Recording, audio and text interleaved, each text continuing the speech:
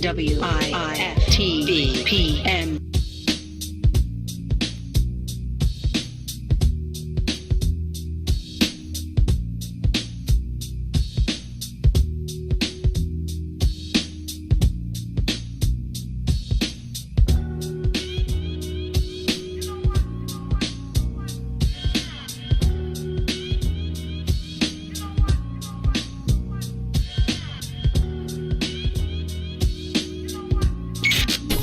WIFTV PM.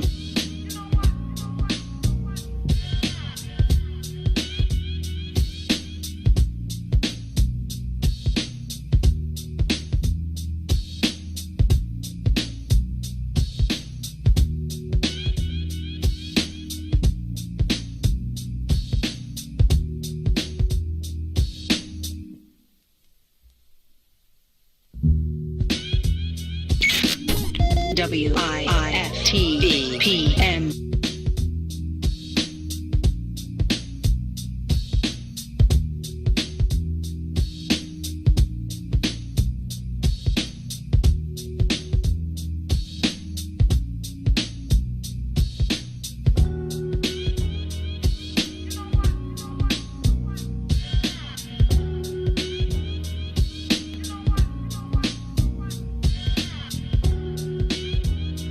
AM 1570 WBGX Harvey, Chicago.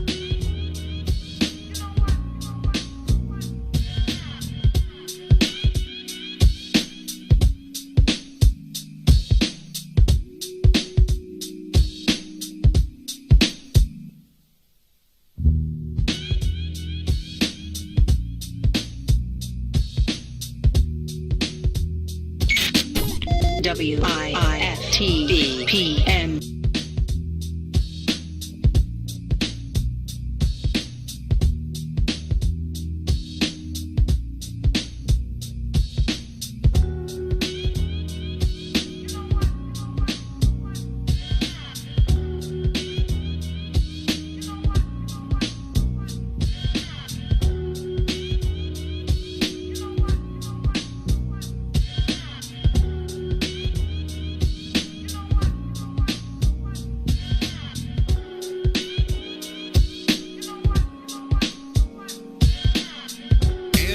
Tell them, May said, we want to know what's in it for the black people.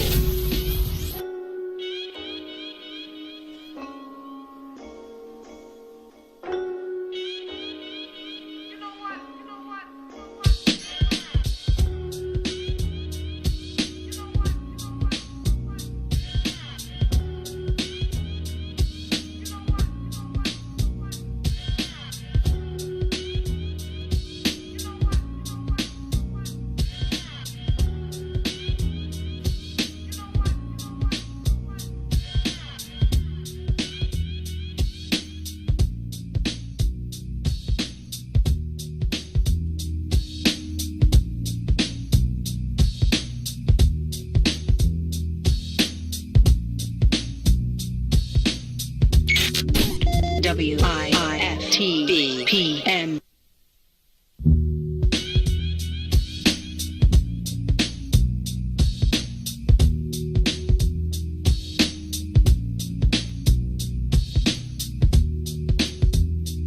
AM 1570 WBGX Harvey, Chicago.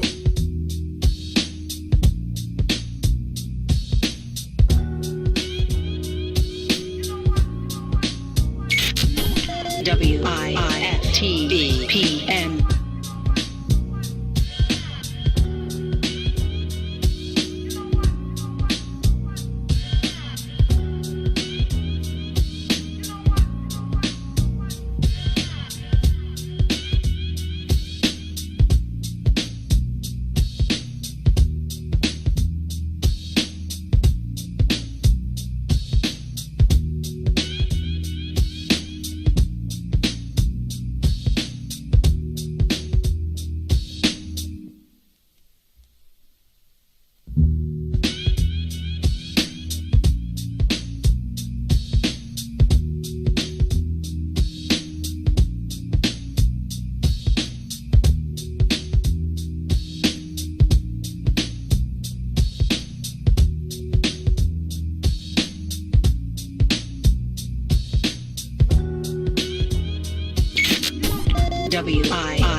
WIFTBPN.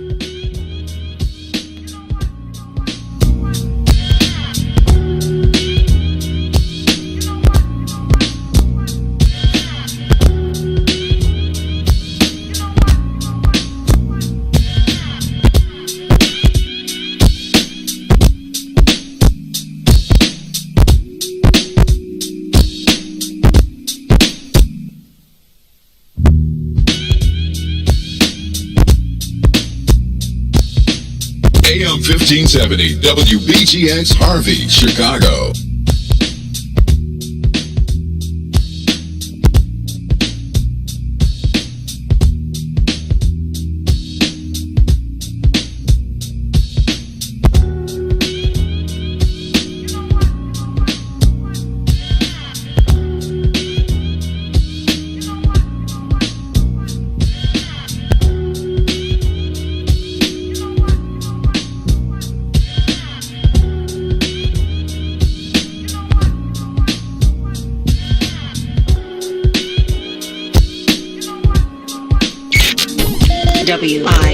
WIFTBPN.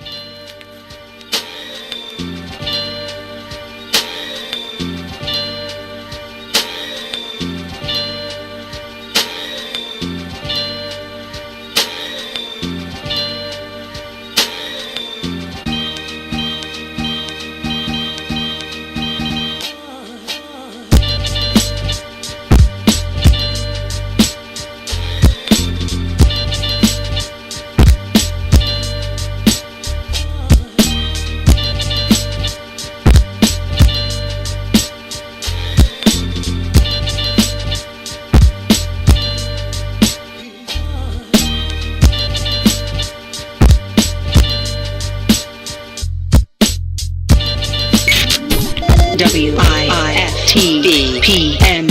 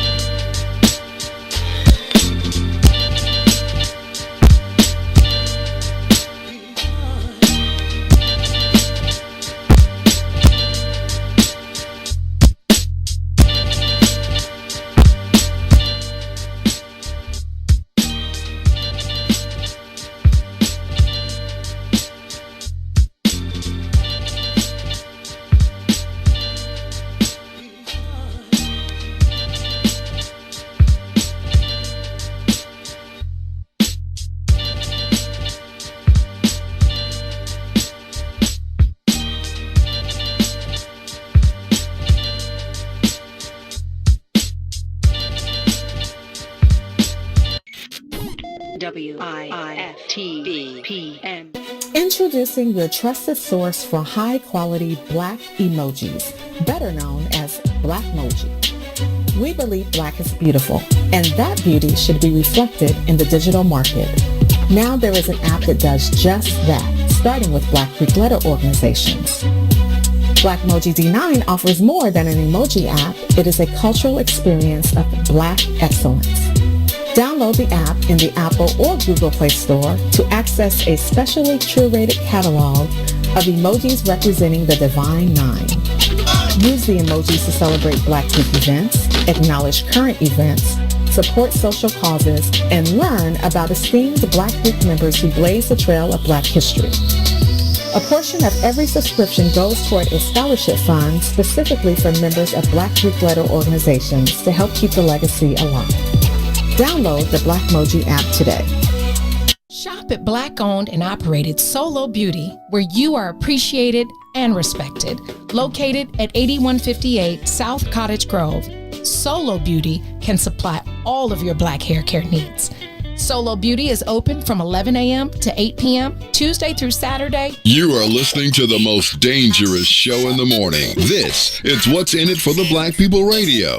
Maze Jackson. Maze Jackson, the most vociferous advocate for Black people in the world.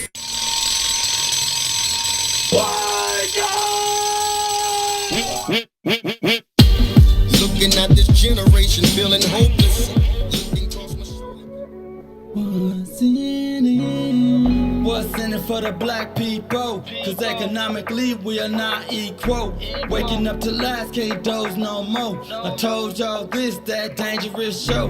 Don't go to church if you ain't trying to help us. Don't even try to be around and can't protect us. We see the lies of the politicians. We need money, no symbolism. It's Maze and Sonia and Ruthie and Todd explaining how we all come from God, giving us tools to beat the odds. If we're united, our movement gon' start. They ain't tryna help us, they ain't tryna do nothing. We gotta do something, we gotta stop running. It's time to confront the problem. Really, you expect your oppressor to solve them. What's in it for the black people? All the lies we didn't heard before. Time to pay attention, you gotta do more than listen. Need some action with it on the count of 3. Let's go. Wake up, Chicago. Wake up, world. This is the Maze Jackson Show. I'm your host, Maze Jackson. Got my co-host, Todd, Stroger. Todd, but you over there turning into a b-boy, man. I see you bobbing your head. Isn't that you just like that part when they say Maze and Sonia and Ruthie and Todd? That's but you know, Maze, good morning. Good morning. But, Guten Morgen, as Salim would say. As Salim would say. But I have to, let's see, I want to apologize to Ruthie because I heard you say yesterday that she carries at work, and I don't want this to be an East Ward, West Ward war where I get shot while I'm driving home one day, you know? I said she wait now. What did I say? You said she carries at work. We all carry at work, man. You the only one. Let me tell you what, man. Crave was outside today, and he was walking. I know what you felt like the other day, Ruthie. I was standing outside. I was getting ready, and as I was coming in, I saw this body approaching, and I saw a bright orange hat, and I was like, man. And he's coming closer and closer, and I was like, man, don't make me have to shoot nobody before the show, because I gotta start on time. So it's gonna be like it's gonna be like on Too much Boys in the Hood. You want to see a dead body? Yeah, I would have had to walk over a body outside coming in the building, and then he was like, it's Craig. I was like, oh, good for you, buddy. Good for you. You were getting pretty close. All right, hey, this is the Maze Jackson Show. I'm your host, Maze Jackson. Todd Stroger. Todd, he is in between. We're gonna convert Todd. He gonna be a D-boy before it's over. He gonna come in here. He gonna have his he gonna have on some Pumas with some fat laces. So street now, right? He gonna have on his No, turtleneck. I and don't a think Kango. so. I'm a 70s, maybe 80s, 60s. All right, the now, 90s, Todd. I stopped paying attention to all y'all. No, Todd. I'm just telling you, man. Spirit Week is coming, so don't fake us out, man. No, we gotta witness I'm gonna find me a Parliament shirt and a Run DMC shirt. No, we gotta coordinate. So hold on, We gotta coordinate. Yes, we're gonna coordinate because we gonna whoop they tails. Spirit All Week. fair, because they're going to take everything. They're listening. They're listening. That's all right. They bite. But when they come in on Halloween, and I'm telling you, we going Good Morning America style. Like we going all out. I never actually watched. Okay. Well, I'm telling you, they go all the way out for Halloween, and it's like you be like, dang! Like everybody, we're a visual show anyway, so let's make it visual. We're gonna win Spirit Week, and Ruthie is already. Ruthie is low key. She ready. She like they think they can rap. You missed it when you wasn't here. Me and Ruthie freestyle. Oh, yeah. I missed that. You're right. Yeah, we got it in. Oh, how was golf yesterday, man? We were good, especially for a group of 55 and older. We have one young guy, he's 38, but he was the number 4 golfer in Texas, and he hits the ball like 270. Oh. So we were 8 under. Okay, so not that I know what any of that means.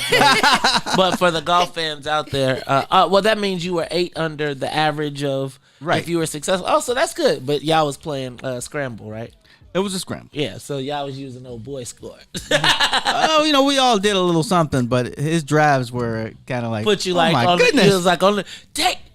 Right. Okay. Well, I kind of get it. All right. Look, y'all. Yesterday. Oh, and I saw some old friends I hadn't seen. Willie Delgado, Gabe Lopez. Hadn't seen them in a while. Hey, you remember I used to like Willie Delgado. I couldn't tell if he was drunk or what back in Springfield, but he was a cool dude. I think he was always just happy and likes to talk. You know what? He was one of the first.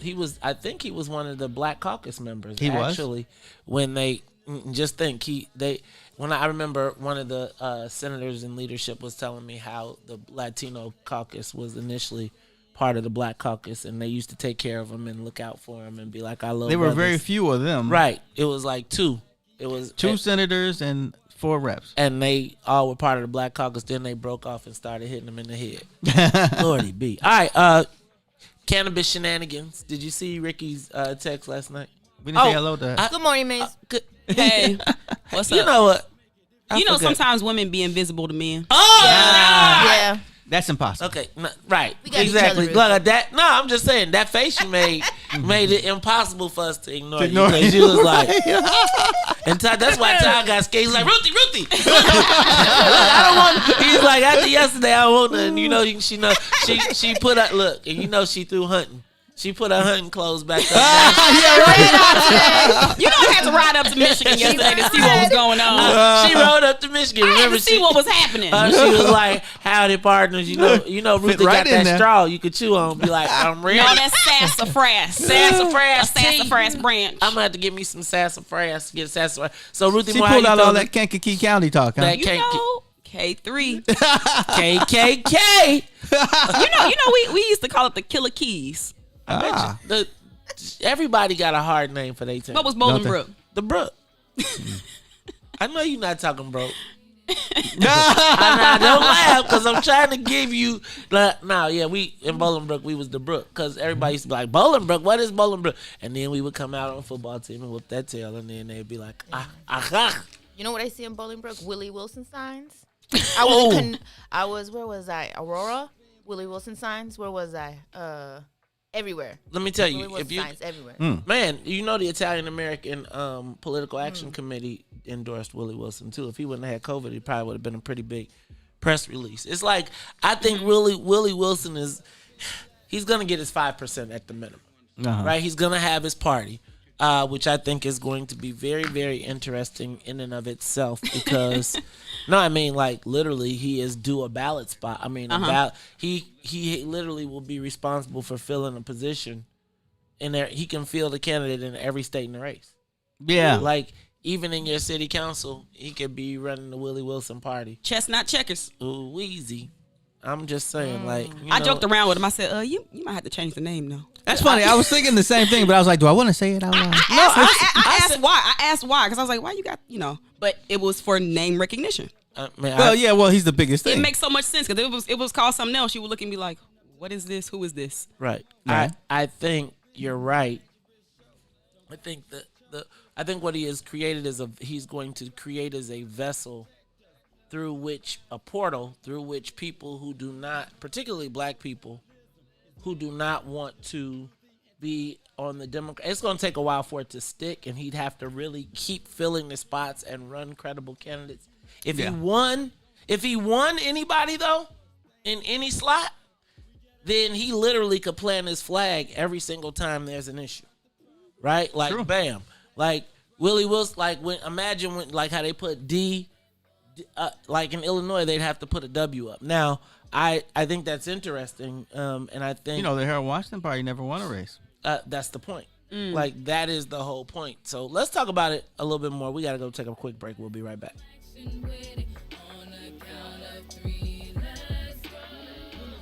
The Maze Jackson Show will be back after this break. Hi, I'm Dr. Willie Wilson, and I'm running for U.S. Senate for the state of Illinois. I will never give up on inclusion and equality, prison reform, reduced property taxes, and economic opportunity for all. I want to get to know your neighborhood and the problem that you face every day. And I want to serve every man, woman, and child in the state of Illinois. A vote for me is a vote for you.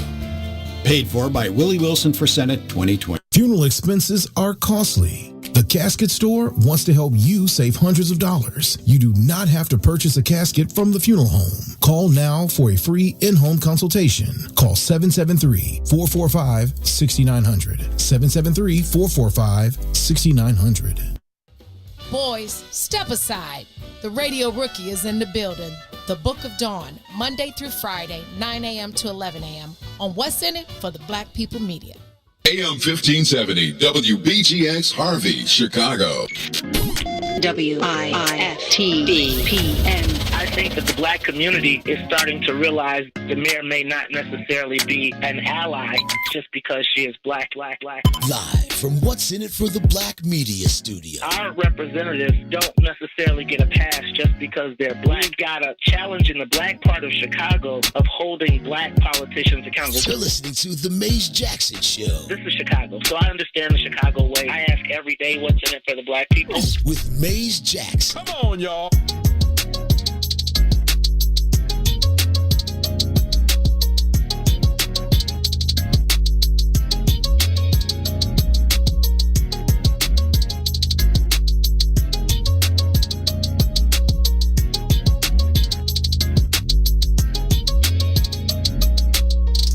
You are listening to the Maze Jackson Show. I'm your host, Maze Jackson. Got my co-host, Todd, Stroger, Miss Ruthie Moore. Sonia Escobar, how you feeling today? Sonia! I'm feeling great. You feeling great? Okay. Yeah. You get your homework done? And Sonia, we got to talk. We got to have us a talk. Cause I'ma tell you, yesterday I was we're gonna have to have us a talk. They got us, you know what, man? We're going to have to talk about black cowboys and Indians. Black cowboys and Indians, because, you give a Negro a string and they want to be a cowboy. What? What? That's an old saying. But it's really, you give a nigga, give him a rope. You give him a rope and he want to be a cowboy. I say you give him a string because it's just, like, a rope, at least you get it. Like, a string, you be like, boy, you pushing it. Like, you taking that I gave you a little thread. And you done turned this little thread into a lasso, and now you think you riding around here like a cowboy. We're going to talk about that a little bit later. Hey, speaking of, have y'all looked, let's take the soul plane up and away. We soul plane in the day. Hey, y'all, I think I was talking to Crave today. I think we're going to get a soul plane added to the skyline. Oh. Right? We we got a power double, the soul bus back here now. I see. Crave was in here painting again. You know what I'm saying? He be having visions or something. That's one of them new eco-friendly buses. Right. Do you think it run on? It's a red, black, and green. Do you think it run on? You think it run on vegetable oil and you pull up to the Kentucky Fried Chicken like it's chicken. It ain't no right. That's why we can go to all the Heralds and load up you and get pull the up to churches or Heralds. Churches and Heralds is like that's jet fuel for one of them buses.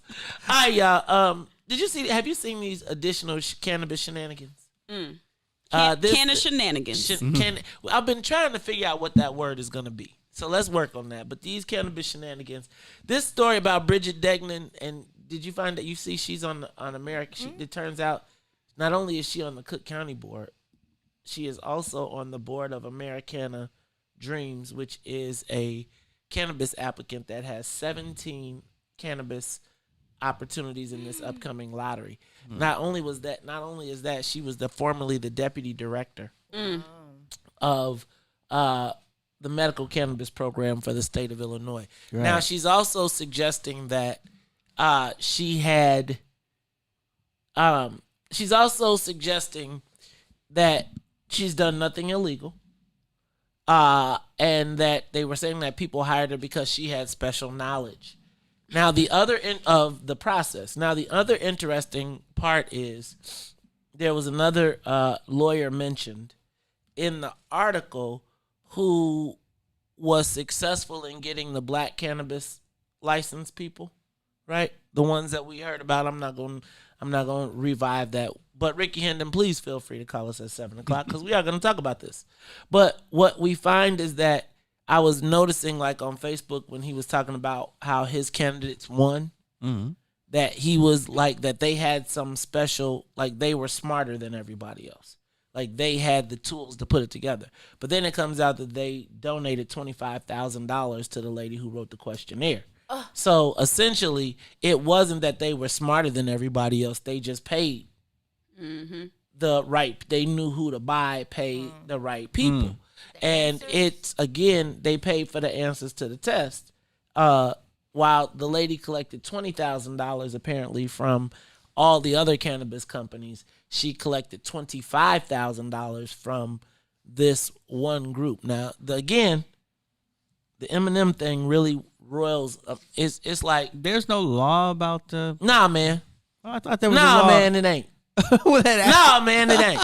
It's Illinois, man. I thought you had to sit out a certain amount of time before you can do that kind if you are this is what's crazy. The legislators wrote themselves out. Meanwhile, the employees wrote themselves in. But like, so we're gonna talk about this. You can't even work at Jimmy John's and then go work at Subway because they do them no compete clauses. Right. I worked at Burger King and McDonald's. Excuse me. You ain't had no non-compete clause in there? No, because they was like, who in their right mind is gonna work at both places at the same time? Would you get confused? Like I used to be like, dang, Whopper, Big Mac. Anyway, we're gonna talk about that. My cousin used to work at Yankee Doodle Dandy. I'm a Yankee Doodle Dandy. I don't know if there was more than one that was in North Chicago. Yeah. Oh. Yeah. Nobody knows. They had. I don't think anybody knew at that time. She had so much free time. You got time to lean. You got time to clean. All right. How about city council carve out fails? I still refuse to believe. First of all, did you see the mayor throw Jason Irvin under the bus? Look, we're gonna have to come up with a sound effect for when the bus runs over you, right? Like we got to do that because the mayor had been pushing this ordinance to create a carve out to allow certain elected officials to lobby the city, even though all the aldermen passed a ban that said no as part of the ethics. Yes. And remember, they were trying to put it on one brother, right? They were trying to say that this law was being created for one brother. I'm not gonna name him because I know him, not because I know him. But I just refuse to believe that they would create a carve-out for one black man. I just refuse to believe Hard to believe. And especially Mayor Lightfoot. Well, Alderman Irvin took it upon himself to bring it forward anyway in the ethics meeting, in the ethics board meeting, and he got voted down unanimously that they were not going to change the rule. Now, the mayor was known to be a proponent of it, but she said, oh, no, that was Alderman Irvin. He was on his own. He knew his chances of going out there. And she said, I'm not going to take it as a loss because I didn't do it. But we all knew that she was wanting it to happen as well. Now, the funny part of that is she threw Alderman Irvin under the bus and basically made it seem as though he doesn't have the respect of his colleagues, so he couldn't get it done. You just got to be careful with this mayor. You got to be careful. You just got to be careful. Did you see the pregnant woman killed in Roseland, but they delivered not Roseland, in the manor, but they delivered the baby? Yes. That's first of all, it's a sad story. Let's pray for the child. Right. So there's a life and a death in that situation. So let's pray for the well-being of the child. Did you see Pritzker's cousin? And I'm not exactly. Did you see Colonel Pritzker? I saw her. No, really. I mean, that's how they talked about it the whole time. Is that what they call deadpan humor? Colonel Pritzker. I saw her. No, they literally called her Colonel Pritzker every time they mentioned. Right, because Colonel Pritzker, who runs the Pritzker Military Museum as well. Oh, is that why she's always? Because I mean, she even had her bars on her dress, and I was like, that's unusual. Because what's crazy is Colonel Pritzker, she used to be Sir Colonel Pritzker. Oh, I didn't know. You should. Did you look at the picture? Like, well, anyway, That's not the story. Let me stop before y'all start writing. Look at Ruthie's face. We need the Ruthie cam. The Ruthie cam. No. If you saw the Ruthie cam, you saw the picture? Nope. Yes, I was about to sneeze. Why? You was about to sneeze with your mouth wide open. Mm-hmm. You was like, well, anyway, Colonel Pritzker used to be, I don't know if it was Jim Pritzker. Jane Pritzker used to be Jim Pritzker. Oh. Right? So, that's not the story, though. The Right. story is that she donated $500,000 against her cousin, J.B. Pritzker's scare tax. Right. And remember, the scare tax, everybody keeps saying, Maze, I don't see the scare tax on the ballot. It's the very first issue. It's the very first thing on the top of the ballot before you can vote for a president. Just vote no. They reword it.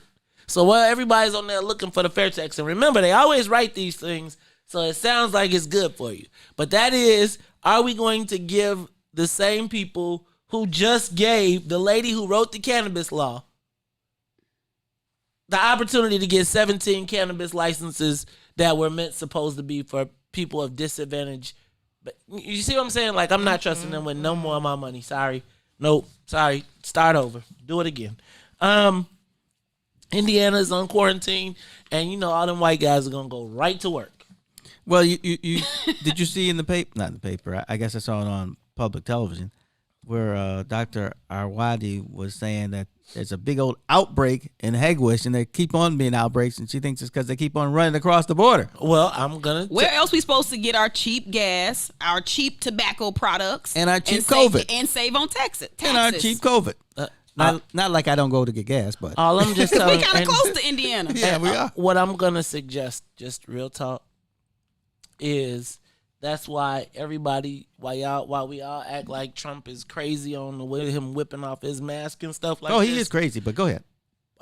Okay, so but what I am suggesting is that there are a lot of Americans. If I look at my Facebook timeline, Corona most people are essentially whipping their masks off anyway, right? Like if you look at the time, like if you were to go down Randolph or you were to go down any of the places that are high traffic volume locations, you would think that there is no COVID. Like, yeah, they outside, but everybody is because of the economy. And I just think, like, when you watch all of this stuff, it's crazy to me because even when you watch the press conferences, Todd, they ain't doing no dang on COVID protocols. They walking right up to the mic. They like, mwah. We wipe every mic. Like in between every show, we're wiping every mic. We're wiping everything down. We're spraying everything. We're disinfecting. We're Lysoling. They walking straight up to it like, mwah. It's the Maze Jackson. Well, except for Janice Jackson. Well, it depends. Dr. Arwadi and the mayor got the same mic size. Everybody else they got like a custom podium that's like half the size of every other podium. Right. And so when everybody else walks up to the podium, it's like to their like chest. Right. So like Janice Jackson be talking and the mic be down here. And she be like, yes, and we believe. And you be like, could you pull the mic So up? make smaller podiums. People like me. No, they did. That's the problem. The mayor's the boss, so everybody else got the like. That and is you really hilarious, can't. Maze. Why would you notice that? Because we're in a business where we deal with mics. And set stuff. Like I'm thinking like that. If you are an event planner, you got to think about that, right? And there was a point in which, so if you are planning that, you got to think about who do you need to look the most powerful. Right? Mm-hmm. So you build the podium for the mayor and everybody else has to adapt around it. Or you end up bringing a stool for the mayor and that probably would be takes a story away, eventually. Well, she used to have one, right? But again, if I'm making a commercial, I'm going to get a copy of that. I'm going to get a copy of her stepping up on the stool to the big stuff.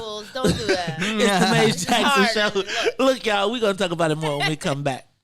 The Maze Jackson Show will be back after this break. Hey y'all, this is Salim Muwakil from Muwakil's World. In case you missed the last discussion, this is what you missed. There was a time when there was a large-scale mythology that African people had no endurance. We were only good for sprinting. Right. And that was our forte. Other than that, we were useless in marathon races. Establishing your patrimony on the land. If you bury the dead, that means that this land is forever in your family. Who are our ancestors, really? We are the living ancestors to a whole genealogical line going back hundreds of thousands, millions of years that we carry within us living today. Everyone who preceded us. Mm-hmm. However, that conception took place, whether it was violently, with rape, or whatever the case, but we are them living today. That's why it's important to understand our capacity, man. Our capacity is unlimited. We have unlimited potential. Absolutely. So make sure you tune in Monday, Wednesday, and Friday from 11 to 1 p.m. on What's in It for the Black People Media. Back to the Maze Jackson Show.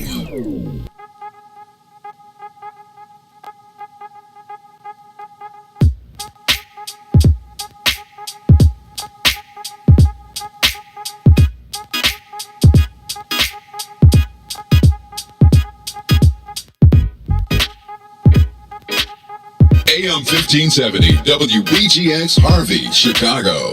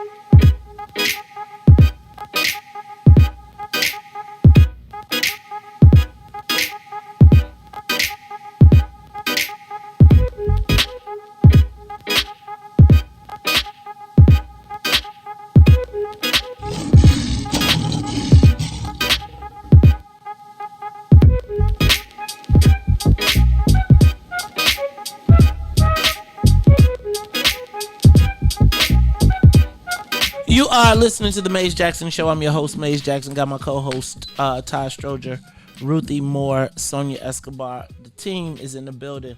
Hey, y'all, we got to go work out. We got to get ready for Spirit Week. Mm-mm. We'll get ready for Spirit Week because we've been... Did you say Working out. Ruthie, let me tell y'all what, man. Y'all gonna be lifting weights, pumping iron. We running sprints, laps, burpees. all of that. We finna whoop the rest of the squad. I don't know. Dawn is like on it. Are you I'm expressing just doubt? saying. No doubt. I'm just making saying. an observation. She own it. Yeah, she own it, but she not like own it. We own it. All right. How about this? Supreme Court, in an example of how this is going to be really working very shortly, the Supreme Court says the census, it's a wrap. Like, we done. Look, it's like it's over. It's like turn that out. You like now they ran out of money anyway, so black folks like, hey, ain't no more money. Man, census mob. Yeah, right. Black folks ain't nobody volunteering. Like, ain't nobody volunteered. All I see is like social media posts from the mayor's office. Do people volunteer for the census? Now, well, for the last month they had to be because they ran out of money. And speaking of census, Tennille. There's still enumerators out there, though. Right. Okay, that's good. We did Indiana quarantine. Kyle Rittenhouse. Y'all remember Kyle? Antioch. Killer Kyle, yes. Killer Kyle from Antioch. You talking about the child soldier? I remember when you said that. I thought that child was so good. soldiers, man. Mm-hmm. Well, no charges in Illinois. Not that he should be charged in Illinois, but I just thought that we were pretty quiet on that. Just real quiet on Antioch. I don't think that we've seen JB address the fact that could be a paramilitary hotbed. I'm surprised they can't charge their parents with something. I mean, his parents. Yes, they. You know why Come they on can't? now. Because he white, dude. They like white kid with a gun. Speaking of white kids with guns, did you see yesterday? I don't know how to take this, but Durbin questioned whether felons should be able to have their gun rights restored after their return. Yeah, that was all over Facebook. Yeah, I don't know how I feel about that. Like I'm not sure. I didn't care one way or another. Well, I do, because I just wonder, like, who are the people that are gonna have the guns, and are they coming back to my neighborhood? Ooh, that's all I'm saying. Like, because if you can get a gun when you came back, and the people that did what they did was what they did when they did. Wait, what? Imagine you returned home. Okay. After 20 years in the joint. Okay. And you return to the same neighborhood, and the same people who partook in your demise. Gotcha. Are there, and you could go buy a gun. Now, I'm not trying to deny the rights of anyone. I just think that it's a nuanced argument, and I saw it floating all over social media, and I don't know if that was the ultimate gotcha moment that people were looking for. What you think? What base is Durbin trying to play to? Trying to get some of them conservatives back on? Because Willie on the come up. What is it? Yeah, I think something is happening there. I think he is trying to get the conservatives. Yeah, I think Willie's trying to get the conservatives. No. What I think is happening in that. Wait a minute. Dang, you made me. You think Durbin? I think Durbin is trying to again. I think he's not gone from the law and order thing yet. He can't get too far away from it. Nope. Not in any state, really. Yeah, so I think that Durbin, and I think what's happening is Durbin is essentially trying to remind people about the bad guys. He's like, it almost feels like a virtual dog whistle. Good one. It's like, hey, I couldn't get that FOP endorsement, but hey, white people, I'm still with y'all. I'm still with keeping y'all safe. Yep. Good and one. I think it was a virtual dog whistle. All right. Let's move on to the social media question of the day. Are Democrats tone deaf to black issues? I'm gonna go through a couple few things, and then I'm gonna ask you, and we're gonna open up the phone lines too. Ruthie, if you can grab that, it's the white phone, and we can open those up. The white phone. It's the white phone. I think first of all, there is I know, Todd, you think I'm extra Madigan, but I think the Madigan protection by Illinois Democrats, particularly black ones, is very similar to what I see Republicans doing in relation to Donald Trump. Right? In that I am suggesting that they are refusing to acknowledge their part or acknowledge the part of their leader in the criminal, the phone, that camera up there. I believe that they refuse to acknowledge the inaction of their leader, or the crime, the perceived crimes of their leader, and it has a negative impact on how we view them all. I think the attempt to pass the ordinance for the alderman, for the alderman, but even with Jason Irvin taking the position of trying to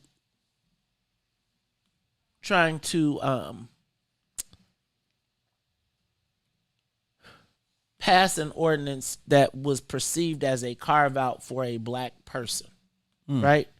By even putting that on the floor, right? Because I don't even think the average person recognizes what a lobbyist does or the value of a lobbyist, right? So I don't think that the average person, like if you tell me that I'm trying to protect this guy who has this business where it's reported in the paper, and I think it was all coordinated. They put that Cranes article in to show that he made like $1.8 million, so that the average person is not going to have sympathy or empathy for him, especially if he's an elected official. It's like sink or swim. But I don't think that they recognized, like, that's not a fight to have. And I don't think that while they may feel like they were fighting for black people, they weren't necessarily, to the masses, that wasn't something that the average black person was like, that's you fighting to help make an elected official get rich off of, right? It's a hard sell. It's a hard sell. When you think about State Representative Chris Welch, I know you yesterday, I think we all had different opinions. Well, I think Ruthie and I had a similar opinion. I think you had a different opinion. I think the concept of, in that argument and in that context, take out all of the Mike Flannery of it all. The fact that his defense for out of 3 of the 5 black women, out of 3 of him being the most, having the most job requests of Madigan, that his family was taking advantage of that, regardless of whether he should be able to help his family or not, which I think he should be able to help his family.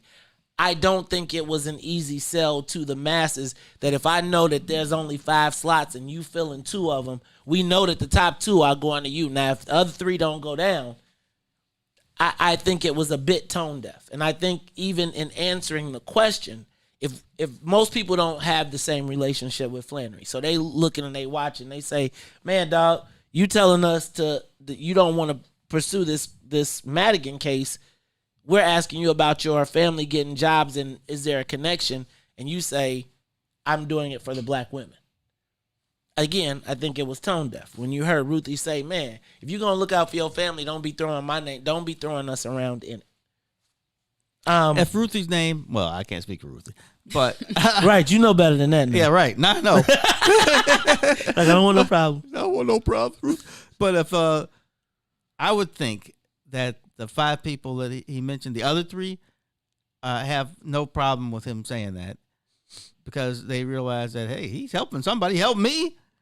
I think that was all Mike Flannery news type stuff where they're always trying to, I got you. I don't think it, but see, I think, and Todd, I think that's part of my whole issue is that I think black politicians are tone deaf. And I think you are not, like, even though you're not I'm not tone deaf.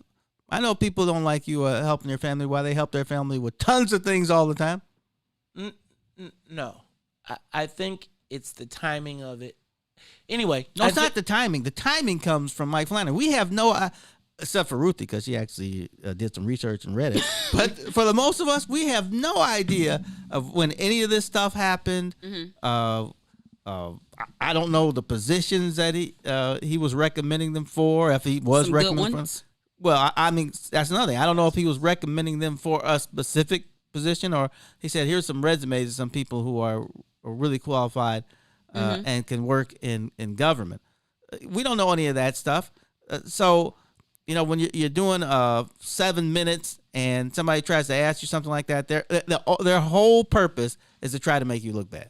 I don't care if it's Mike Flannery or anybody else. Flannery didn't have to try too hard because I don't think anybody has a problem with him looking out for his family. Like, that's what you should do. And like you said yesterday, if you can't give a couple jobs to your family, then really what good are you? I think the problem is that if you specialize in corporate board diversity and you can legit say with some sense of confidence, well, I got 5 black women these board positions.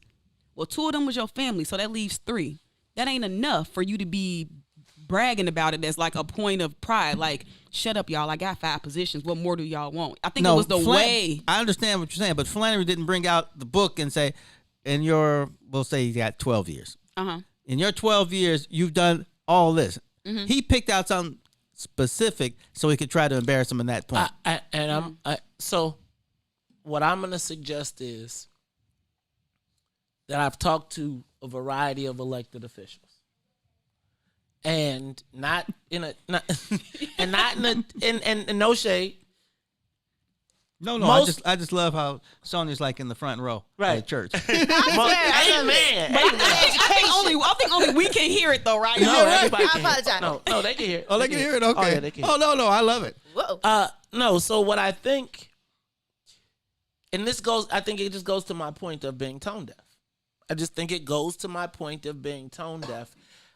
I think the perception, and a good friend of mine once told me that it's perception is reality, and the perception was that he held up black women as the defense for, while you're investigating like job swapping and corruption, and you're in charge of this, and you're talking about how you've taken a self-righteous position in it, at the same time you got your hand in the pocket of the person that you're supposed to be neutrally judging, but your family's well-being is there. I'm not. Chris Wait. Can we just? So Chris should have said, "Mike, you got me. You're right." No, I'm not suggesting that. I think what I'm saying is he didn't have to say, "Mike, you're right. You got me." Mike got him because it looked like everybody else, regardless, if we didn't have a 3-hour diatribe on this yesterday, the fact of the matter was 90% of the people, let me say 70% of the people who saw it from the perspective of me, Ruthie, and Sonia. I'm going to tell you that the people who see it the way you see it are politicians. And it goes to my point of being tone deaf. Now, I don't mind being tone deaf because I realize that you work hard, and if my I'll make it personal now. But if my cousin went to went to Northwestern and has an MBA and has done every finance job in the government, then how come she can't be the head of the finance? Todd, first of all, and I realize that I'm going to get beat up about it because there's no way people are going to like it because that's how people are. I agree. I'm going to suggest that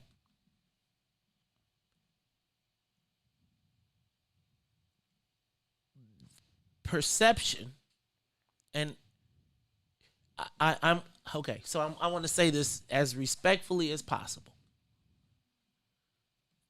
That judgment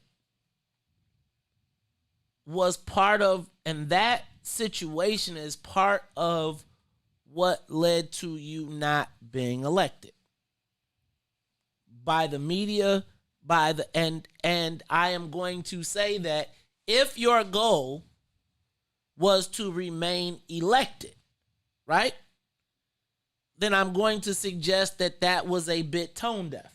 Not and because you weren't in the position I'm of not going to strength. disagree with you. Okay, and so that's all I'm saying. So listen, I'm saying that ship has sailed with Chris. Chris could not go backwards and say, Todd, I'm going to see if I can get him fired. What's he supposed to do? No, Todd, I am saying that it is tone deaf.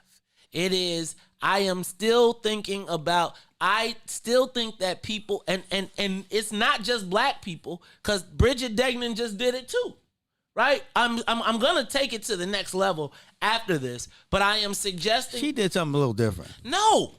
Everybody who gets elected feels like it is their opportunity to enrich themselves one way or the another. Now, no, I don't think. I don't think recommending a family member is the same thing as writing the law, being an elected official, and then going out and making money off of the law that you wrote. That's because you only know the Negro deal. That's because you've only been taught it one way. So no. I'm just saying that's not right. That's just my opinion, just like your opinion about being tone deaf and stuff. Okay. So I'm not debating. It got nothing to do with Negroes or deals. Okay, but it is. So let me shape it like this. Black folks and but white people do the same thing all the time. The only difference is Mike Flannery not putting it in their face right now. Okay. Now, black people in government. I said this about being a black political operative. The top black political operatives have a job. They work for an elected official. They may have a high title. They may have less work to do, or they may be in charge or in a spot. They work the campaign.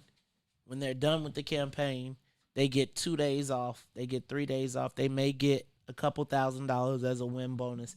They may even get a promotion and they get their butt back to work. So the way that black people know how to win out of the political system is through jobs. White people do the same thing, Todd, no? let me finish. But the white people do the same thing. Okay, wait. They do. But the top white people don't become government employee rich. They go on and they are put into another place where they can help without ever being a problem.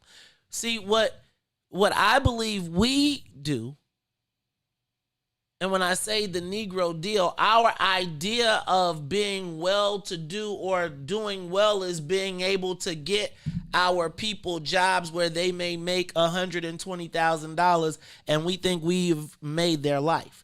Conversely, white folks they get their people, they get low-level people jobs, but the top-level people, they get opportunity. Right? We saw it happen with Madigan and his people who, after having a government pension, right? After working their government job for 30 years, being a good precinct captain still, then leaving and then being part of a racket where they got a $5,000 a month payment for doing little to nothing for this major corporation.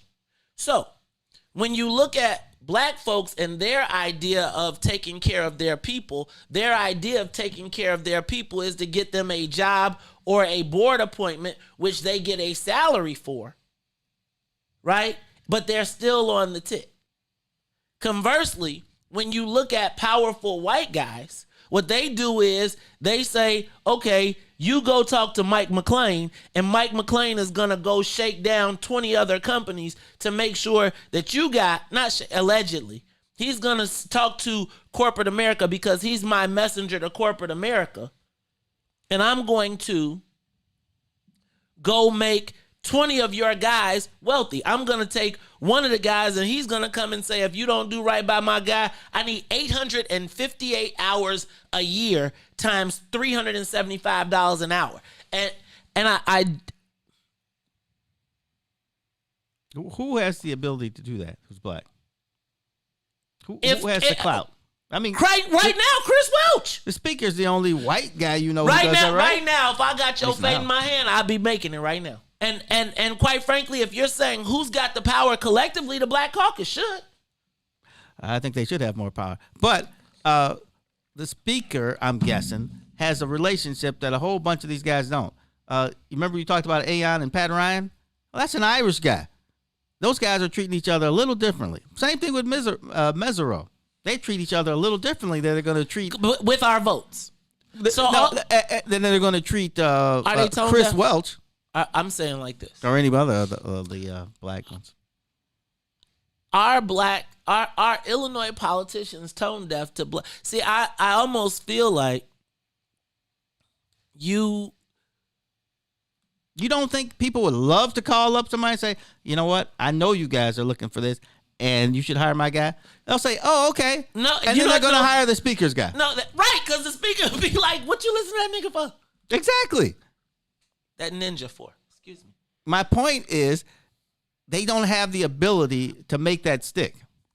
I have the ability right now. If I don't vote for you, sir, you're stuck. I'm starting to feel like I'm feeling the pressure of the black community who is starting to ask me questions, sir. Chris Welch has the same, but I don't want to be talking. It's like, so here's the thing: we're talking reps and senators right now. They have the same ability that the speaker has in their district to talk to their people because it's a small area. Once you get out and dig into the county and the city and what's this other thing we got? The state, man, things start to change because there's so many different dynamics. So, Then let me just add my last piece to tone deaf. They announced the black agenda. They did not consult with really any black organizations. Then they do it at a white-owned location and put a white guy on stage who is now being implicated in the extortion, not the extortion, but the redissemination of the social equity plan. I didn't say they were doing things right. So I'm asking you, so the social media question of the day. Are Illinois Democrats tone deaf to black issues? You know, Maze, I think tone deaf is a very nice word because I would say So neglectful. stop. Let's talk about it when we come back. It's the Maze Jackson Show. The Maze Jackson Show will be back after this break. AM 1570, WBGX Harvey, Chicago. We fun guy. Where's tomorrow? Fun guy, what's up, baby? What it do, baby? Yeah, yo, what do you know? You know what I'm saying? So I'll be telling you. What's going on, Chicago? What's in it for the Black People Media presents? I want to go higher. Oh, my God. Call your sons, call your daughters, call your friends, call your neighbors. The big Tuesdays and Thursdays, 1 p.m. to 3 p.m. with Eugene Todd and Terrence Tomlin. We got what you need right here on What's in it for the Black People Media. Hi, I'm Dr. Willie Wilson. People in Illinois have been crying out for justice, equality, and fairness from their government for years. And it keeps getting worse. Unfair taxes, laws that unjustly imprison nonviolent offenders. The rich get richer, and the everyday people suffer. It's time for a change, and with your help, I'm here to do it. I'm asking for your support as I run for U.S. Senator in 2020. Paid for by Willie Wilson for Senate 2020. WIFTBPM. He is joining Chicago famous Mr. Rick Party. I remember meeting the Brat before she was big. We were going to Jack the Rapper conference in Atlanta. Jack the Rapper again. So she's sitting, waiting for a plane. She got her braids in her hair, got her overalls on, and she saw me walk up to the gate. She's like, Rick's Party, oh my God! She's doing all of that. I said, well, who are you? She goes, I'm the Brat. I'm a new rapper from I live on the West Side. I'm with Social Def. I'm about to meet Jermaine Dupri. I did some on Chris Cross's song. I think it was the Bomb or something like that? Or Right.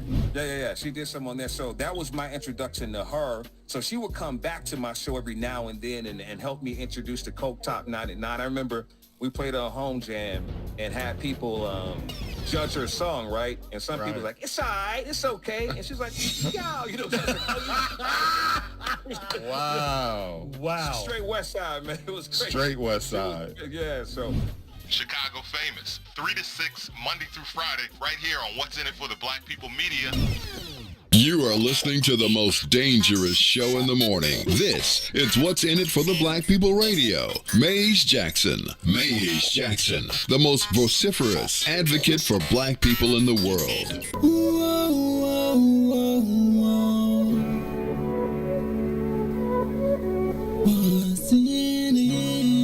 What's in it for the black people? Cause economically we are not equal. Waking up to last, can't doze no more. I told y'all this, that dangerous show. Don't go to church if you ain't trying to help us. Don't even try to be around and can't protect us. We see the lies of the politicians. We need money, no symbolism. It's Maze and Sonia and Ruthie and Todd explaining how we all come from God, giving us tools to beat the odds. If we're united, our movement gon' start. They ain't tryna help us, they ain't tryna do nothing. We gotta do something, we gotta stop running. It's time to confront the problem. Really, you expect your oppressor to solve us. What's in it for the black people? All the lies we didn't heard before. Time to pay attention, you gotta do more than listen. Need some action with it on the count of 3. Let's go. You are listening to the Maze Jackson Show. I'm your host, Maze Jackson. Got my co-host, Todd Stroger, Ruthie Moore. I bet y'all wish y'all could hear. Todd, you on another level today. Yes, Todd is on another level today. Sonia Escobar. You young people need to fight. No, I don't need to fight. I'm going to someplace warm. Ruthie, you keep fighting in the snow. You know something. I think that I would be willing to risk it all for the overall liberation of my people. And I don't think enough of us are willing to risk it all for other people because, like Maze just said, we always too busy thinking about what can I get out of this. Let me get my 2 out of 5. Yeah, I'm not disagreeing, but I'm not putting him in that box just because that white guy said you got 2 family members. The reason why I feel like Chris Welch is in that box right now is because we know this is all about power and money. Y'all say it all the time. This ain't got nothing to do with color. This is about power and money. And so how do you make the guy who has the ability to maybe be the next speaker? Yep. How do you try to make him look bad? So it's not necessarily about making him look bad, but we ain't got to protect him in that sense. When you see... There's the problem with black folks. We don't want to protect each other. We never do. No. Mike Madigan is not a black person. I'm not talking about. I'm talking about Chris Welch. No. Because like May said yesterday, if something was going on with Chris Welch, we would be the first people out there because we don't bring ropes to black hangings. Exactly. And Are you trying to hang him today? Well, maybe you're trying to hang him yesterday. No. I don't think nobody is trying to hang Chris Welch. The thing that my position is we have not had power for decades. So when the moment comes where we can literally reach out and grasp it, are you willing to give up them 2 to 5 board seats for the overall liberation of black people? That's my point. You're taking a picture that you Mike Flannery made. Connect them dots, though. You got but you can connect the dots. You can make anything you want. It's because you refuse. I refuse to connect things when I don't know what the whole picture is. Okay, so that would be like Craig coming in here and just. I don't know. I don't know nothing about art. Okay, I know we got a call. I know we're gonna take that in a second, but let me back up because I want to go back because my point really was not about Chris Welch. It was really about being tone deaf. And I think the more we talk about this conversation, I think it's a demonstration of that, right? I think it's a demonstration. Even it's so many times when I feel like I'm talking to my people and they talk from the position of a politician, which is what they are which is I should have no other expectation. But I'd be like, man, Joe, just perception wise, it looks bogus. It's like, now you can pull it and you can, and most of the times the thing is we can get away with it because, or not we can, they can get away with it because the system is set up that way, right? There is a certain camaraderie among elected officials. It's like a fraternity, right? And if there is no challenge, if there is no perceived threat to taking mine off the top, then I'm going to take mine off the top. And I feel like it's owed to me, right? So in any business that you're in, you shouldn't be able to say, you know what, my mom is a business, a human resource director, and she's been in this for 20 years. She took 5 years off. I see you got a position. I'm going to pass you her resume. And then, but it's up to you. You don't have to do anything. I'm saying perception. That's it. I'm suggesting that sometimes you got to put your own people somewhere else. Come on now. Right? It's like his own people are somewhere else. They're in the governor's office. They don't work for him. Tone deaf. Tone deaf. I'm tone deaf. I don't care. I don't care anymore about what you think. And I'm suggesting that quite a few people feel the same way. Look, there's people on both sides. So I you can take your argument. Fine, I'll take your argument. But you know what? We can't do the same thing. We can't play the same legislative games. Like we can't. That's we can't why do we don't it. have any, because that's exactly how we feel. That's why everybody thinks they should be their own guy. If we played the same game that they played, then we'd be powerful because we'd all be working for the same goal. And the people who are not you, Ruthie, but the people who are yeah, shoot, man, she got a gun. Y'all better stop saying that. The people who are against the system, and if you want to be against the system, that's fine. But those people, as they try to tear down the elected officials, not the elected officials, it's the system. I'm not talking about you, Ruthie. I'm talking about the rest of them. So you think people more so try to tear down people versus the system? I do. But in order to dismantle systems, don't you have to really confront the people who are upholding these systems? Well, you know what the problem is with that is all these people who are trying to disrupt the system and tear it down, they got no plan. They got nothing to put in its place.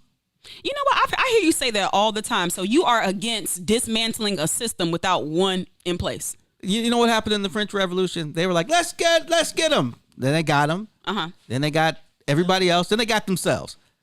If you don't have a true plan, all you end up doing is cannibalizing yourself, and because you are the person with the lease, when the system comes back up, it's the same system, just different people. But this is my thing, Todd. What do we have to lose? Our communities are in triage. We are in triage. You got a home, Todd. You got a lot to lose. No. I'm talking about overall. See, I don't look at my people as just myself. When I say what do we have to lose, me losing a home or me losing a job does not outweigh the liberation of my people. And I need my elected officials. They have to come with you too, though. See, you can't think that I'm in a fight while these people over here doing their own thing and they're not really with you. How do you know we got to give it? We got to give it. You may want them to do well, but if they're not coming to make the plan and be part of the plan, why are we scared to even give it a chance? We're not scared. We've been doing this for. I'm 57. Exactly. We've been trying to do this forever. Y'all ain't been trying. How do you know where you been? Because y'all look at the situation that we in. I have been in Illinois my whole life. Me too. And from Kankakee from Kankakee to Champaign back up to Cook County, it's the same stuff. Somebody has to things do change. Somebody has to put their foot down and say, you know what? We gonna call this out. You are the perfect person to do it, Todd, because you didn't have 50-something years of experience. We still have people calling in and saying that Gene Sawyer doesn't get enough guff. When Gene Sawyer was fighting for black folks, that's our problem. What is it? We fight among ourselves so much that we don't understand that, man, when there's an army, everybody isn't in the infantry. There's all kind of people doing things. There's the gunnery people. There's the foot soldiers. Mm-hmm. And if you and one part of the army are trying to destroy somebody in the other part of the army, you're going to fail. And we've been failing. Okay, so can I point something out? Sure. So it is the Maze Jackson Show. I appreciate it. We gotta change that name, just like that. We gotta change the name. Yeah, we gotta hold on. See, that's give them a string. Hey, Ruthie, let's start voting. give them a string. Give them a string, and they want to be a cowboy. Give them a string, they want to be a cowboy. So, you know what I was thinking is that the reason that we're where we are in this is because we haven't created anything. To me, Chris, so if I had my druthers, I would hire Chris's mom and mother. Right? And Chris, because then there would be no issue for him, because Chris helped me grow my business. Mm-hmm. Right? And he helped me make a multi-million-dollar business. And then in a space where it's not the public dollar, I can do as I choose. Right? This is what Madigan does, right? He makes you large. And then he calls you and says, hey, by the way, since you're large, you got all of this space. I helped make you large. Can you help me in this space?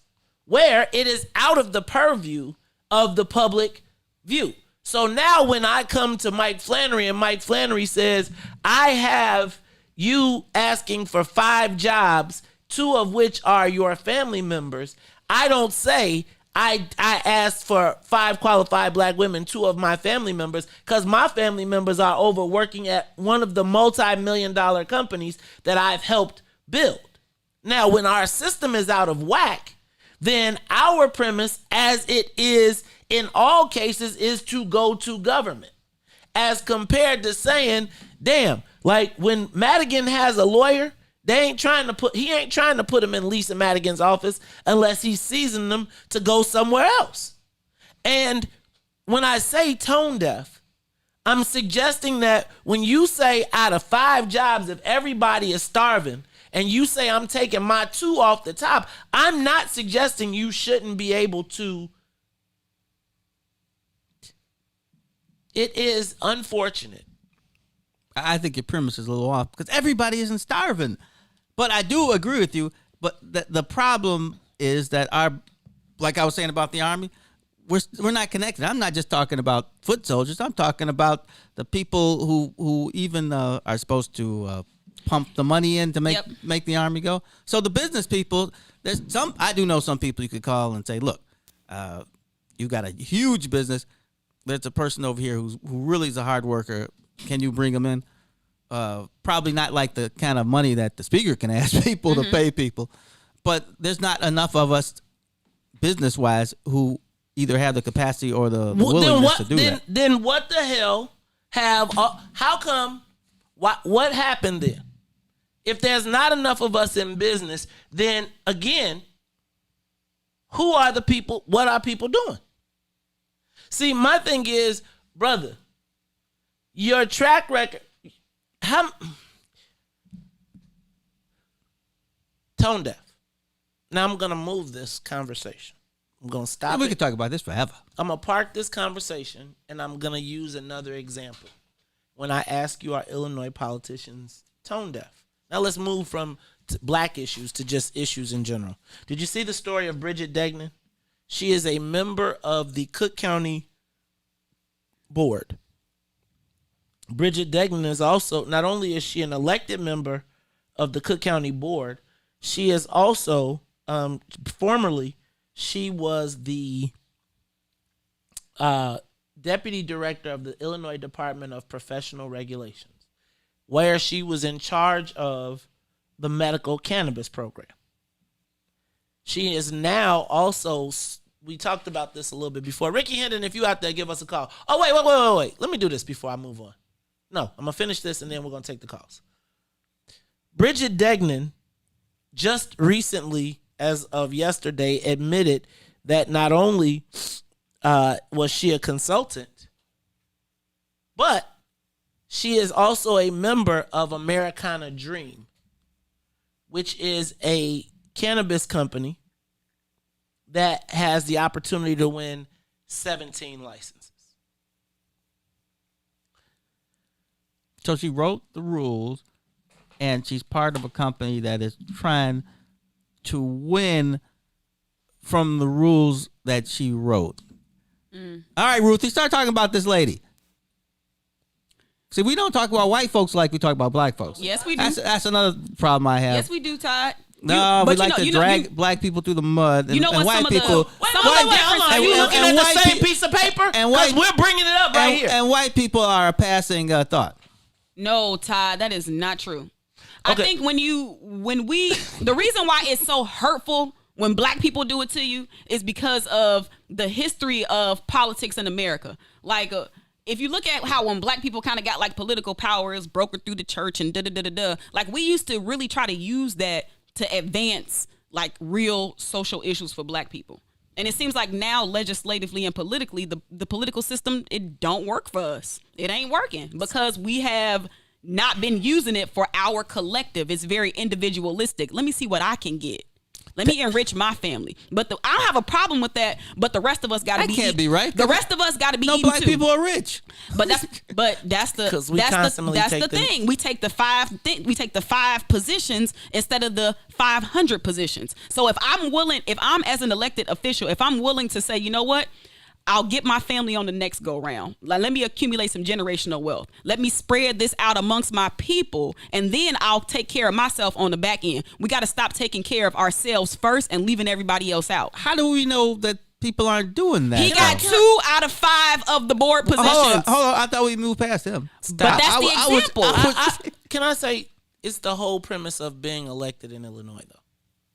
It's the whole premise of being, and I think you went to it, like, let's get away from Chris. Illinois politicians still operate from the premise that they should be able to leverage their political position for personal financial wealth.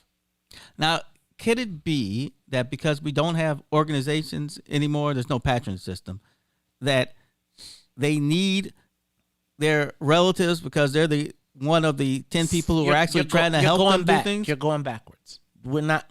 Listen to me. We're talking about Bridget Degnan. We ain't talking about Bridget Degnan hiring her family or nothing. What we are talking about is Bridget. You were all fine when Ruthie was talking like that. I'm trying to get y'all past. I'm trying to get y'all past the subject because I think that even when we look at, this is the perfect example of the difference of us. No, when Right? I mentioned that Degnan had written the rules and all that, it just kind of went over everybody's No, head. that's like, what we're talking about right now. Bridget Degnan wrote the rules for herself, got elected, and then is going to become personally wealthy, right? Through which then she can, in the private sector. That's the difference between black folks and white folks. It's just, we think our win is getting government jobs for our people. White no, folks, what she's doing should be downright illegal. They should like arrest her or something. This isn't right. No, I agree. This is no different than Mike Madigan writing. I don't want to say arrest her because I probably know somebody in her family. Right, but there's no difference. Mike Madigan writes the rules. The only reason it's different is because they put social equity in it. But if you look at the South suburbs, it's the same impact, right? The white folks write the rules legally so that they can then take advantage of them. Now, if you listen to her defense, she said she was very clear that she was sure that she did not violate any rules. Now, I'm going to suggest that she had a plan for this the whole time. Heck yeah. And then went out and marketed herself in the private world as the person who wrote the rules and is now the beneficiary of 17 cannabis licenses. Now, there's a couple things in this story that I think we need to pay attention to. First of all, I just fundamentally believe that Illinois politicians believe that their job is to enrich themselves, and enrich varies by scale, right? It is to gather as much as I can personally, and I do think there is some connection to what you're saying in that there is no political organization, so you don't have to spread it around. Your political organization is usually your family. So back in the day, you could say, I got 20 jobs, and those 20 jobs would be dispersed across your organization, and you could use that. Mm-hmm. Now people say, well, man, all I got is me and my family. I don't trust nobody else. And so what they do is they enrich themselves. They make sure that before, and I am the proponent of putting your mask on before you before you try and save everybody else. Oh, but right. I don't believe that is the job of the politician. I believe the politician is in the pilot seat, right? And the politician, or in the captain's seat, and the politician as the elected representative is the person that has to be the tip of the spear. So, like, I'm saying, you, sir, if Carrie is going to be an elected official, Carrie is not going to personally have the ability to enrich. They wouldn't even allow it. Right? Like, but I do believe that you look at most of the way people, they think, how can I profit off of this, or how can I get my family in it? Off top. And then we come second. But if there's only 30 pieces to go around, and you took 20, and there's 30, and you took 2/5 for yourself personally, and then say to the rest of the 2 million people, hey, I got y'all 3. I don't think most people are like, I don't know about Bridget Degnan Bridget Degnan looked at this cannabis law. Yeah, but she did that working in the government, not being elected. Okay. I'm suggesting that the white guys, if you are a legislator, right? Mm-hmm. Or you are what I have told you on numerous occasions is that most people in government create their job leaving. If you're at IDOT, what you do is you engineering department for 20 years, you green light all these projects, and then you go work for one of the firms that you work for and you make $1 million. What Bridget Degnan did is exactly what white folks do in government. Now, there's another point of this that I want to point out. I don't know if you all saw, but in this, there is also another attorney. There was an attorney that remember the 2 black cannabis companies who got their licenses, and remember they were associated with one white attorney. And then if you go look at the white attorney, he was bragging about how expert they were and how come they won because of their expertise and their unique understanding of the law. Well, what we see in the article is that it wasn't their unique understanding of the law. It was their unique ability to pay the person who wrote the law with the loopholes. For then the black people who got the money to walk through those loopholes. And then this white woman has the audacity to say that the white woman who says, I'm on the board, says, I did everything legally to represent a majority black owned firm. Almost like somebody saying, man, I took my piece, but I did nominate 5 black women. See, we become cannon fodder for, I think we are all suckers. I often believe they think we're all suckers. Or because we don't know, then people take advantage. And I do think that Illinois politicians have become tone deaf because there's nothing you can do about it. There's literally nothing you can do about it. Like, honestly, if you don't have an opportunity, if there is no election, I ask you all, what are we talking about in this election? What are any black gains? Tell me what we got in the last 10 years. Nobody can answer the questions, but yet we sit here like everything is okay.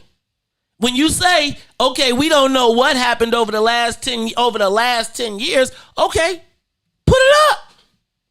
Put it up. Point to it. If we say that nobody can tell me any of the significant gains let me tell you something. I was looking at one of my favorite state representatives. Had won a grant for the whole school district. That wasn't equivalent to one of the contracts of one of the white lobbyists that got paid out of the ComEd deal. Whole school district. Bragging. And I'm represent what's up. But when you understand that literally one white boy can get as much as a whole entire school district, when we can confidently get on TV and say, I got 5 black jobs, 2 of which went to me. Well, and actually all 5 go to him in the sense that you would expect all 5 people to support you. We're tone deaf. Go to the phone lines. It's the Maze Jackson Show. Who we got? Let's go to Lee. Lee, you on the Maze Jackson Show. Lee, did we lose you? How are you? Hey, good morning. Listen, first of all, I just agree with Todd. And I want to say something that I think bears looking at, and that's what Ruthie and Todd are saying, Maze, and that is, look at the black community and look at the thousands of churches we have. Now, if you look at history, most Europeans, they galvanized around something, right? Most of them had their faith, their Catholic faith, their Christian faith, whatever. But they galvanized and worked with each other and created an institution, and everybody fell up under that umbrella. Well, when you look at us, if our foundation is supposed to be spiritual, right, then why do we have so many charlatans in the neighborhoods with all of these churches? We can't even galvanize under God because that's just how tribal we are. And Todd, I applaud Todd every morning for staying on that point. And that is, everything that you speak of, Maze, takes collectiveness. It just takes a group acting collectively. And if you can never get a group to act collectively, you will end up like the Indians. The Indians were here when the Pilgrims arrived, but because they could not come together collectively, they were eventually split up and almost wiped out. And that is when I looked at a story yesterday in the Chicago Mag, and that the Chicago police has only 20% blacks, but 28% Hispanic. And yet blacks have been the ones here the longest in fighting the most racial prejudice. But look how culture will overjump you when you can collectively come together. So Ruthie and Todd, you guys keep hammering on that nail, because until we can reach that point, everything that you're speaking of, Maze, will continue to happen, because they'll be able to pick us off one by one. And that's why I love you guys' show. So keep up the good work, man. I appreciate it. Thank you. I appreciate it. Thank you, brother. I think the collective part is, do the electeds want to be part of our collective? That to me is the issue, right? It's like their collective is their own personal and closed fraternity or sorority of each other. As part of the and as long as, again, that bubble is not pierced, then there's nobody even questioning that. We wouldn't even talked about this. Let's go to the live line. Let's go to Ricky. Let's do this. Let's take a quick break, and then when we come back, we'll take Senator Ricky Hendrick. The Maze Jackson Show will be back after this break. Introducing your trusted source for high-quality black emojis, better known as Blackmoji. We believe black is beautiful, and that beauty should be reflected in the digital market. Now there is an app that does just that, starting with Black Greek letter organizations. Blackmoji D9 offers more than an emoji app. It is a cultural experience of black excellence. Download the app in the Apple or Google Play Store to access a specially curated catalog of emojis representing the Divine Nine. Use the emojis to celebrate Black Greek events, acknowledge current events, support social causes, and learn about esteemed Black Greek members who blaze the trail of Black history. A portion of every subscription goes toward a scholarship fund specifically for members of Black Greek letter organizations to help keep the legacy alive. Download the Blackmoji app today. WIFTBPN. I think that the black community is starting to realize the mayor may not necessarily be an ally just because she is black. Live from What's In It for the Black Media Studio. Our representatives don't necessarily get a pass just because they're black. We've got a challenge in the black part of Chicago of holding black politicians accountable. You're listening to The Maze Jackson Show. This is Chicago, so I understand the Chicago way. I ask every day what's in it for the black people. With Maze Jackson. Come on, y'all.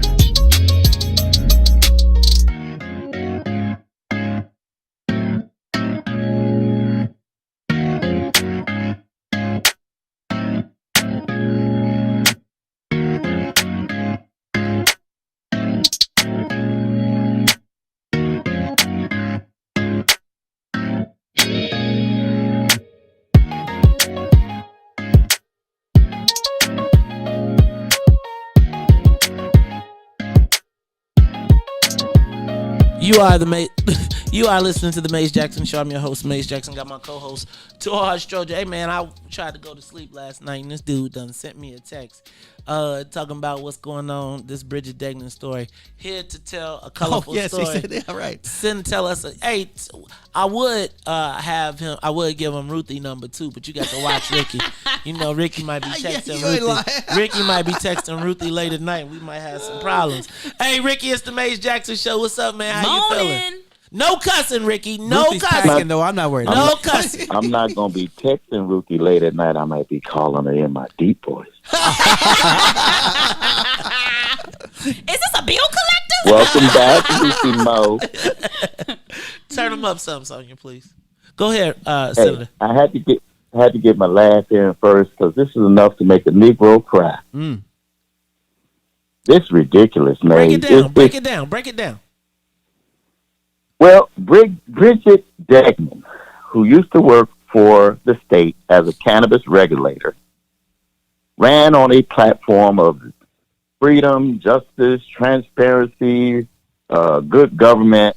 Woke white woman. Is with. Woke white woman? Can we? Yeah. Woke white woman. Go ahead. She's a woke white woman. A woke white woman, correct. All for the minorities and the blacks and kumbaya. She gets out of the Senate, runs for commissioner, wins on this platform of good government. Her first bill, Todd, you'll appreciate this, which you can't have outside income. Well, that didn't pass, but that's what she was trying to do, allegedly as a reformer, a progressive.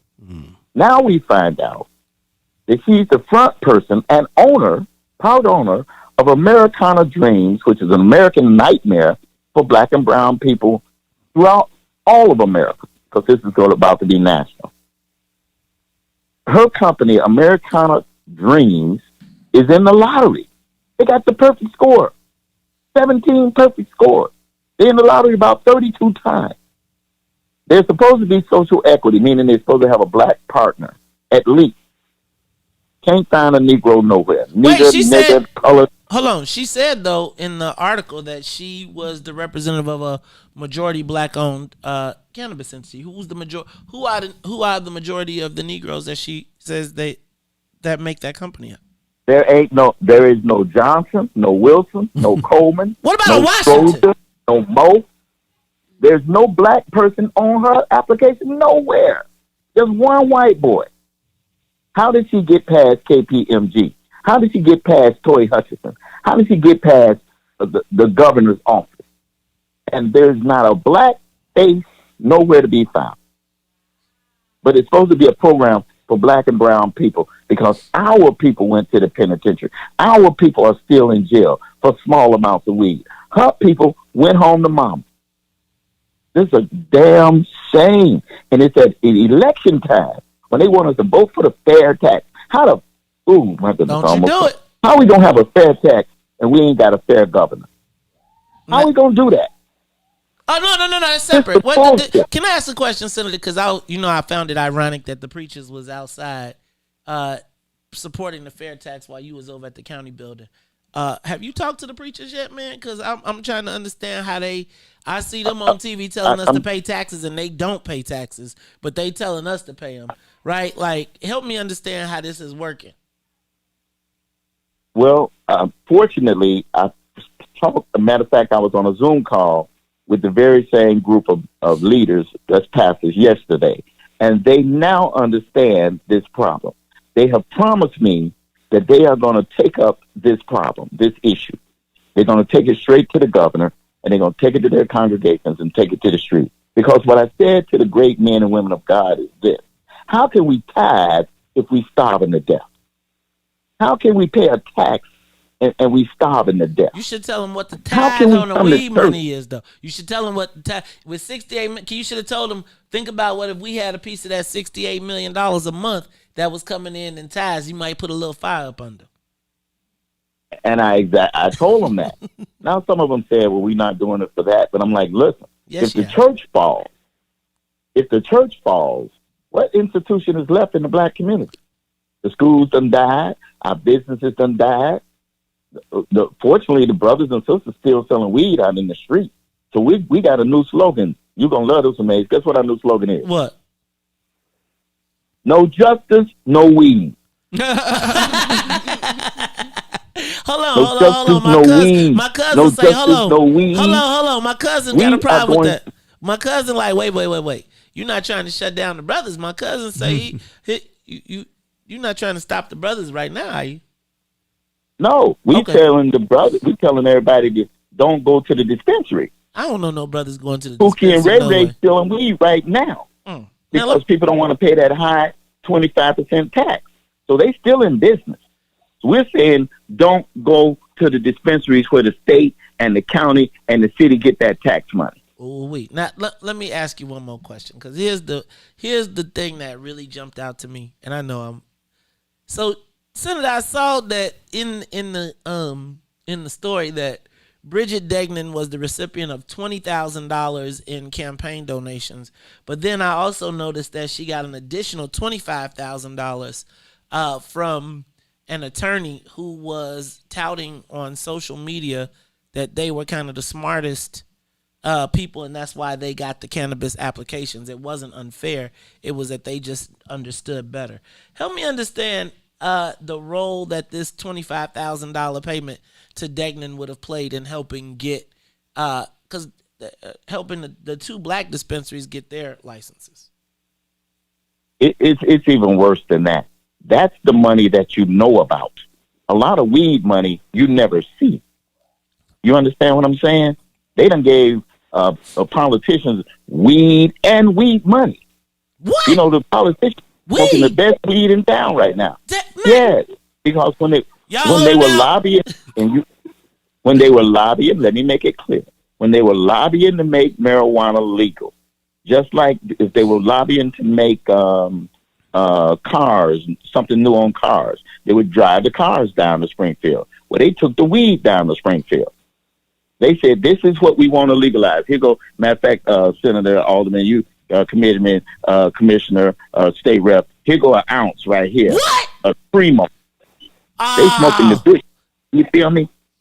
That they got from the cannabis people.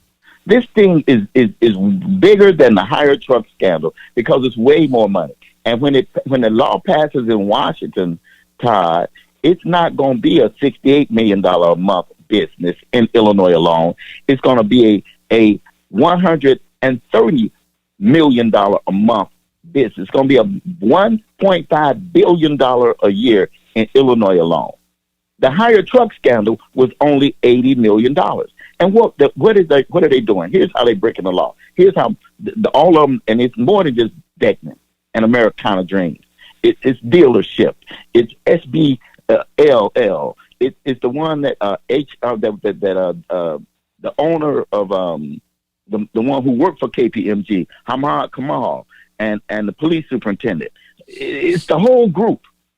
All right, they are getting black people to be the front company for their business. That's what Degnan's job was for Americana and Norvina, who is the biggest company over Americana, was to go recruit some Negroes, give me a black face. It's called a pass-through. It's called a front company. It is illegal. Can I tell you something? Should be. Oh my God, Ricky, I'm gonna tell you. So there was a time about a year and a half ago when I was about to trying to get involved in the cannabis business, and I saw another name, and I actually had put my money together, had my investment group, because we were gonna team up with Verano, and I saw, and then I remember we had all our money and we were coming to the table, and then all of a sudden, the deal changed, right? And they no longer wanted our money. They were willing to, give us, a piece of social equity. We couldn't buy what we wanted to buy to be equal partners. What we had to do was they were like, no, we got a plan. Now I'm looking and seeing that the guy who was leading that plan is now got a license. Right? Right. And it's like, and now it's funny because they was passing Negroes around like chips on a board. Like, man, I got a black this. I got a black one of these guys. And again, this is another one of those scenarios where I don't know how we deal with this, because how do I tell a black person who's getting who wasn't making no $1,000 a month, that if they get paid $5,000 a month, that I'm supposed to be mad at them if they don't even have a concept of the fact that $5,000 a month that they getting, which is great for them, and I'm happy for them, but that $5,000 a month that they're getting is costing us $10 million a month.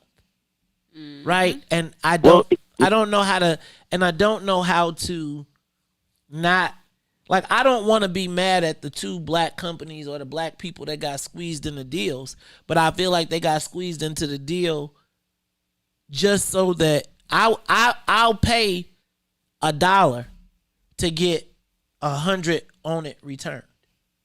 And I feel like that's what. I'm gonna tell you how you deal with it. How do you deal with it? I'll tell you how you deal with it. This is about the greater good. No, I don't think we understand the larger picture for our people. But I think that's what I was talking about. See, Ricky, but I think that's what I was talking about earlier. I don't think that we really have a concept of the greater good in Illinois politically.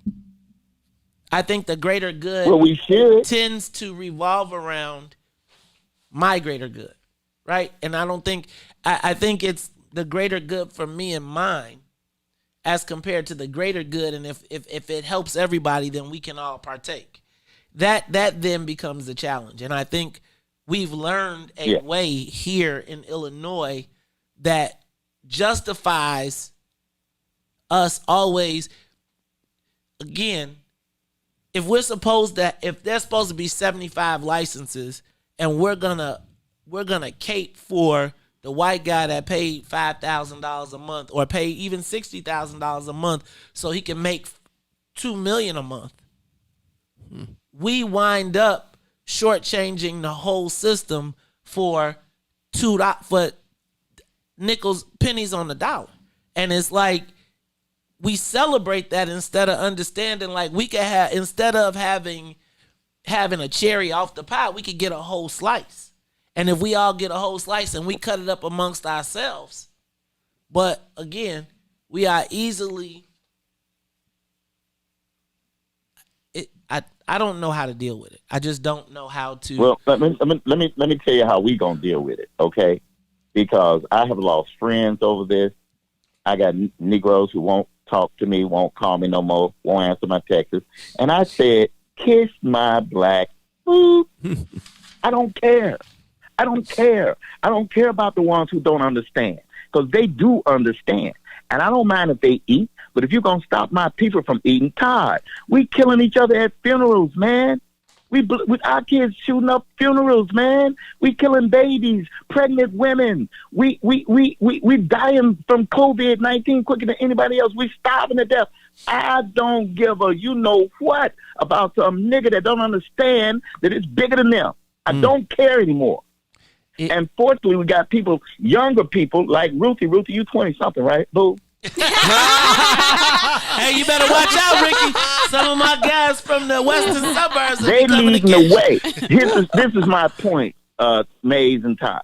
The young people showing us what to do. They in the streets. They rioting. I ain't for rioting, but I understand them. They looting. I ain't for looting, but I understand them. They done said, forget these old people who tired or don't care or just sitting back on their butt, who got a little comfortable job. You know, my friend called me yesterday, a 17-year-old just killed themselves. Another one wanted to kill themselves. We committing suicide. We killing each other. We killing ourselves. We are in hell. So if we can't rise up out of hell, what we gonna do?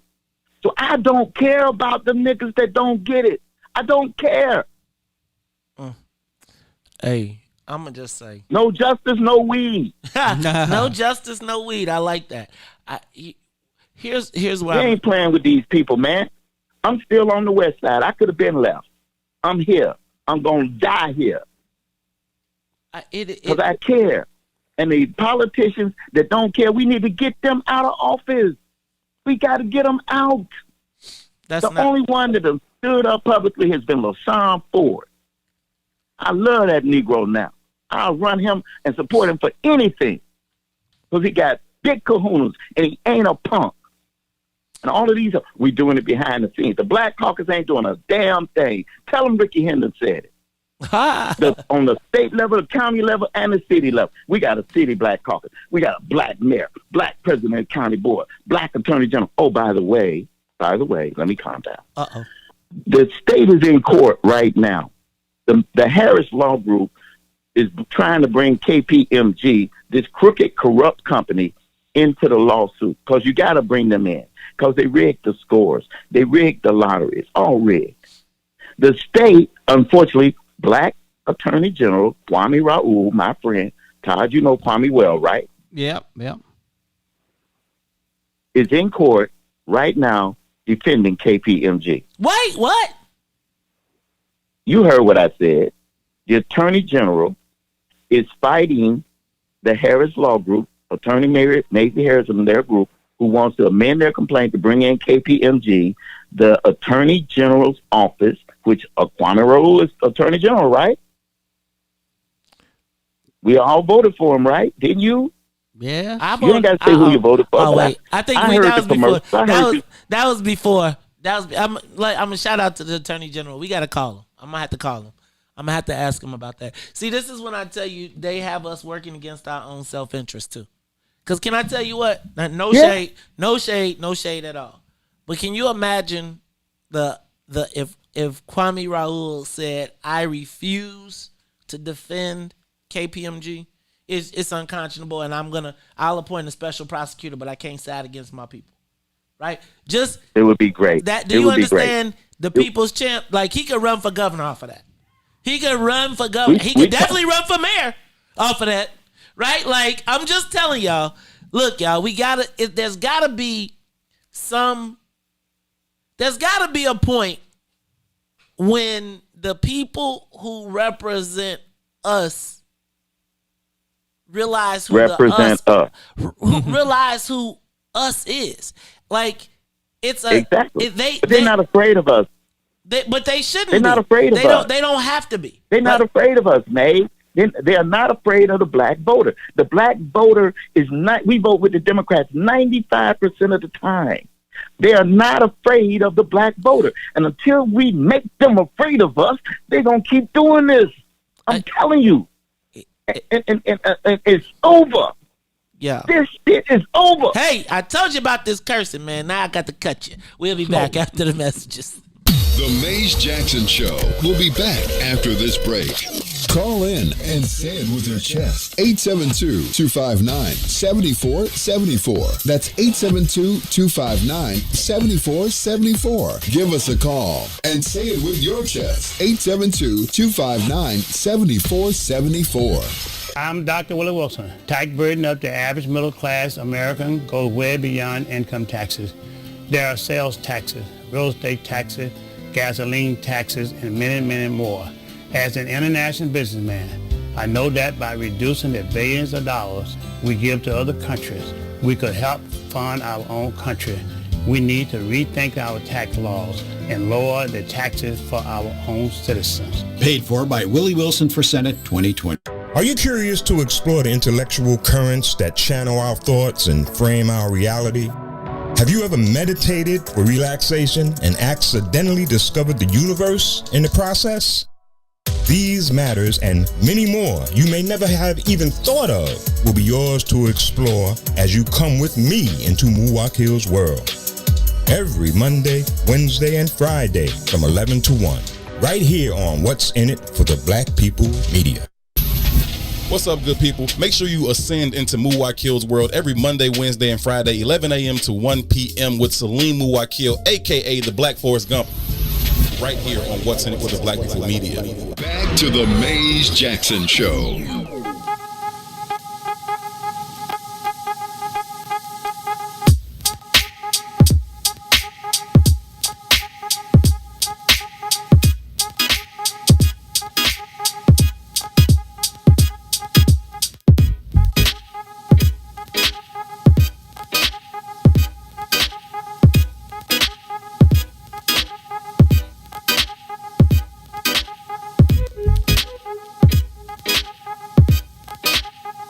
It's the Maze Jackson Show. I'm your host, Maze Jackson. Got my co-host, Todd Stroger. We got people on the line. Let's take the calls. Who we got, Sonia?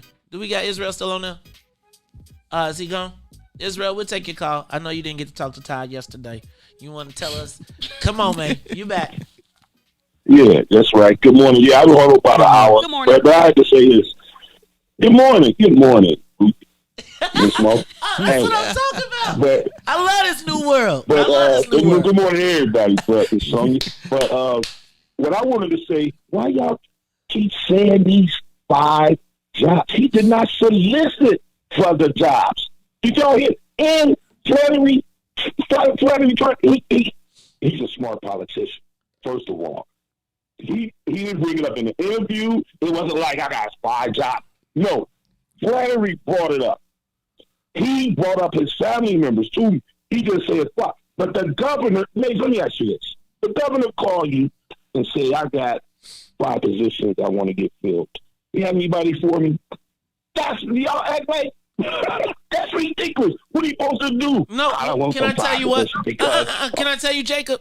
Literally, no, Jacob. I would take the 5 slots, but let me tell you what I would do.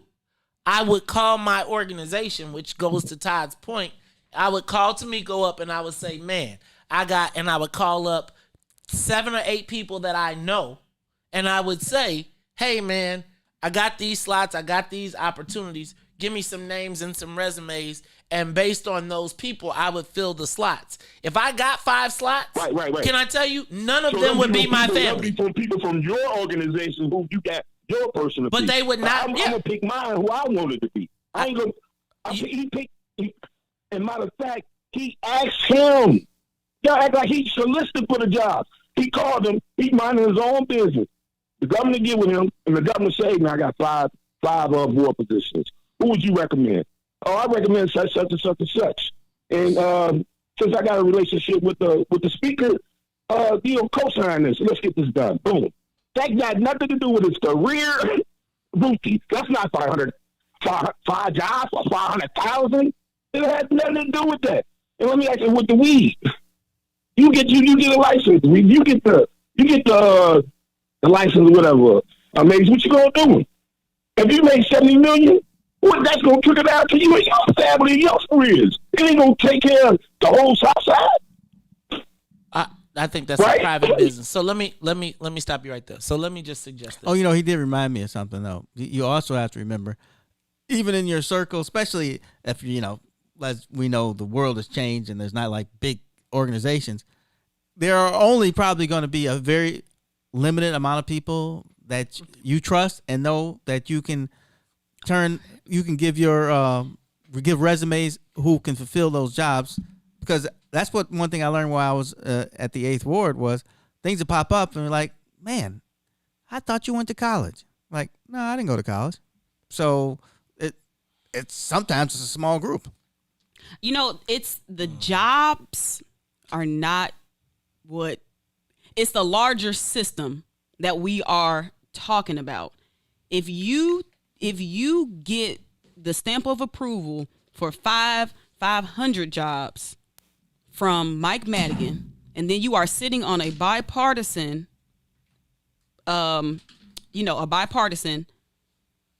for a whole ComEd racket. Ain't nothing bipartisan. That this man has had control over for decades. How can you objectively sit on that bipartisan arm?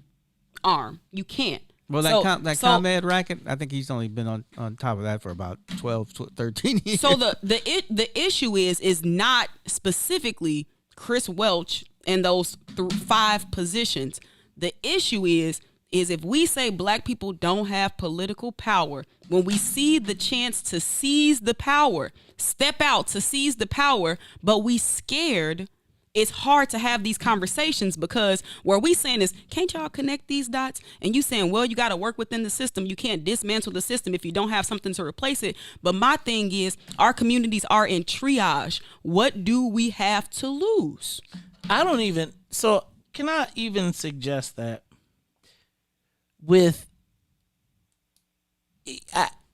so Jacob said,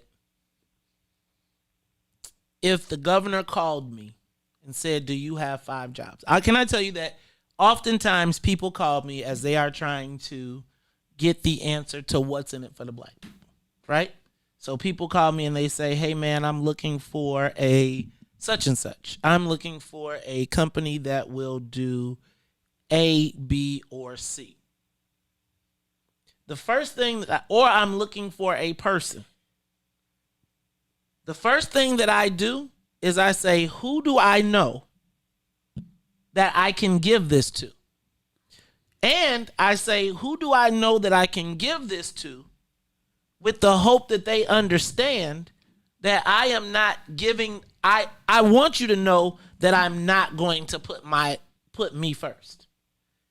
It's just like when the cannabis people called me during this whole thing and said, Maze, we'll pay you and we'll pay your station to promote said company XYZ ABC.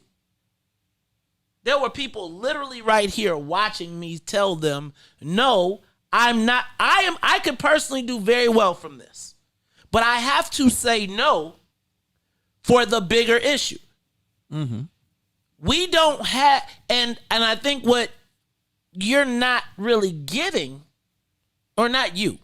What I don't think our Illinois politicians recognize is that at some point, for us to advance, somebody has to say, no. It's not exactly. Somebody has to say, no, I'm going to put everybody else above my self-interest with the thought that, you know what? Maybe I can get something on the back end after I give everybody else a piece. We got to stop taking these crumbs and not giving everybody else nothing.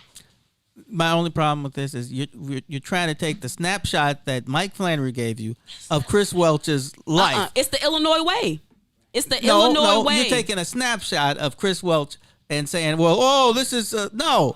Chris Welch has a long history. He does. You don't know what Chris Welch's history is. So does Mike Madigan. And we know that Chris Welch has a long history. It always comes back to Mike Madigan. Because this is the reason why this whole thing came about up. Us. This is my problem. This is about us. We gotta bust up these rackets. Once we realize it's more about us than it is about Mike Madigan, then we won't have to worry about Mike Madigan. How is this not about the whole overall system of white supremacy? Because once black people get together, if they're gonna wipe us out, what are we gonna do about it anyway, right? But once we're together, at least we can fight. Hold on, wait. You just said, what are we gonna do about it? But if you don't have a group together, you don't even have the opportunity to fight. That's my point. Todd, but we can't even get together because people are so afraid of dismantling the system. So they just gonna take theirs and then what they gonna do? We can't get together because people who want to dismantle the system don't want to work together to make sure that somebody's powerful. That's not true. There is no leader. There is no system. We cannot work within the current system the way that it is set up. Unlike Maze's analogy where there's the spear and the point is if you don't protect that point, the whole thing falls apart. If the point doesn't recognize that it's part of the team, if the point is operating separately from the rest of the spear, then what happens? The point can't, because the whole spear should be listening to the point and trying to get direction. Okay, so I'm gonna suggest this, Todd. You think Hannibal said, troops, you all make all the ideas and then we'll just do what? No, he said this is what we're doing today. Yeah, but Hannibal was with his people. White supremacy is so powerful. I'm gonna tell you what, we're gonna keep this conversation going, but we're gonna do it after we come back from these messages. The Maze Jackson Show will be back after this break. Hi, I'm Dr. Willie Wilson. People in Illinois have been crying out for justice, equality, and fairness from their government for years. And it keeps getting worse. Unfair taxes, laws that unjustly imprison nonviolent offenders. The rich get richer, and the everyday people suffer. It's time for a change, and with your help, I'm here to do it. I'm asking for your support as I run for U.S. Senator in 2020. Paid for by Willie Wilson for Senate 2020. Boys, step aside. The Radio Rookie is in the building. The Book of Dawn, Monday through Friday, 9 a.m. to 11 a.m. on What's In It for the Black People Media. Shop at Black-owned and operated Solo Beauty, where you are appreciated and respected. Located at 8158 South Cottage Grove, Solo Beauty can supply all of your black hair care needs. Solo Beauty is open from 11 a.m. to 8 p.m., Tuesday through Saturday. Are you curious to explore the intellectual currents that channel our thoughts and frame our reality? Have you ever meditated for relaxation and accidentally discovered the universe in the process? These matters and many more you may never have even thought of will be yours to explore as you come with me into Muwak Hill's world. Every Monday, Wednesday, and Friday from 11 to 1, right here on What's In It for the Black People Media. Hi, I'm Dr. Willie Wilson. People in Illinois have been crying out for justice, equality, and fairness from their government for years. And it keeps getting worse. Unfair taxes, laws that unjustly imprison nonviolent offenders. The rich get richer, and the everyday people suffer. It's time for a change, and with your help, I'm here to do it. I'm asking for your support as I run for U.S. Senator in 2020. Paid for by Willie Wilson for Senate 2020. You are listening to the most dangerous show in the morning. This is What's In It for the Black People Radio. Maze Jackson. Maze Jackson, the most vociferous advocate for black people in the world.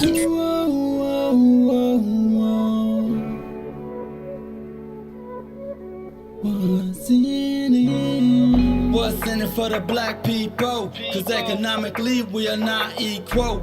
Waking up to last, can't doze no more. I told y'all this, that dangerous show. Don't go to church if you ain't trying to help us. Don't even try to be around that can't protect us. We see the lies of the politicians. We need money, no symbolism. It's Maze and Sonia and Ruthie and Todd explaining how we all come from God, giving us tools to beat the odds. If we're united, our movement gon' start. They ain't trying to help us, they ain't trying to do nothing. We gotta do something, we gotta stop running.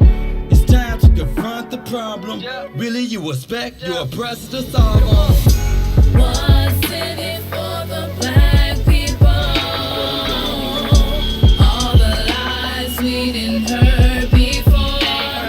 Time to pay attention. You gotta do more than listen.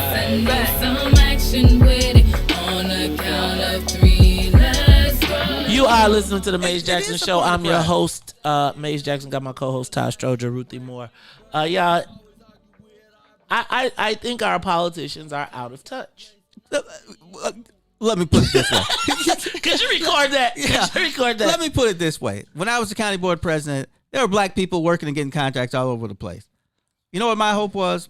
And it wasn't that I'd stay in the office because I thought it was going to give me a heart attack anyway. It was that black people would realize that you have to pay attention and you have to support somebody black, that we can do this. But that didn't happen. Exactly, because nobody willing to be the sacrificial no, lamb. because everybody else, including everybody, except for a couple people that we know, felt it was better to team up against you. Even your own people felt it was better to team up against you with that white boy after you took care of them, built a family, the whole joint. And I'm suggesting that we have learned, politics for politicians has been learned in Illinois and has never been unlearned. So if you are a state rep or a state senator and you are watching Mike Madigan, right? Or Bridget Degnan learned the same thing from Mike Madigan. Dang, this ain't just black people. We ain't gonna get the cannabis. We're gonna go get the jobs, but I'm gonna let that be. I would argue that most black, and I'm going to go to the phone lines as soon as we get this. I would argue that most elected officials here have learned a way to maximize government to their personal benefit. Not that they don't help anyone else, but they have tried to figure out a way to maximize the benefit of government for themselves personally before they look outside. Now, I would argue to you that perception-wise worked in the 80s or 90s or 70s or 60s. It is that perception that creates the Lori Lightfoots of the world that nobody seems to understand, right? So when she walks through the whole premise, because we're trying to defend a premise where we're saying that the people that vote on laws don't vote, like y'all trying to make us act like we don't see certain things and how they're perceived. Whether it is, and it's not just black politicians, it's white ones too. Bridget Degnan was educated in the process and studied the laws and said, I am going to study these laws and I am going to get as close to the line as possible without breaking the law, and I will use my advantage in government, whether it was as an elected official or a policy wonk. And I'm going to tell you that, quite frankly, that's really where you got to watch it. Because that middle management level, those people that work at places like IDOT or Illinois Department of Professional Regulations, who then write rules, who knowing that they are writing their escape plan. Hey, look, I had to fire my sister-in-law. I hired her as my secretary because I wanted somebody I knew was smart, cared if somebody was coming to hit me with a knife. But the rule said, no, she's too close. Man, compared to what we're talking about now, that was nothing. She didn't even need the money. I needed her. I'm not. It wasn't about money. And I'm not debating that. And what I'm suggesting is, again,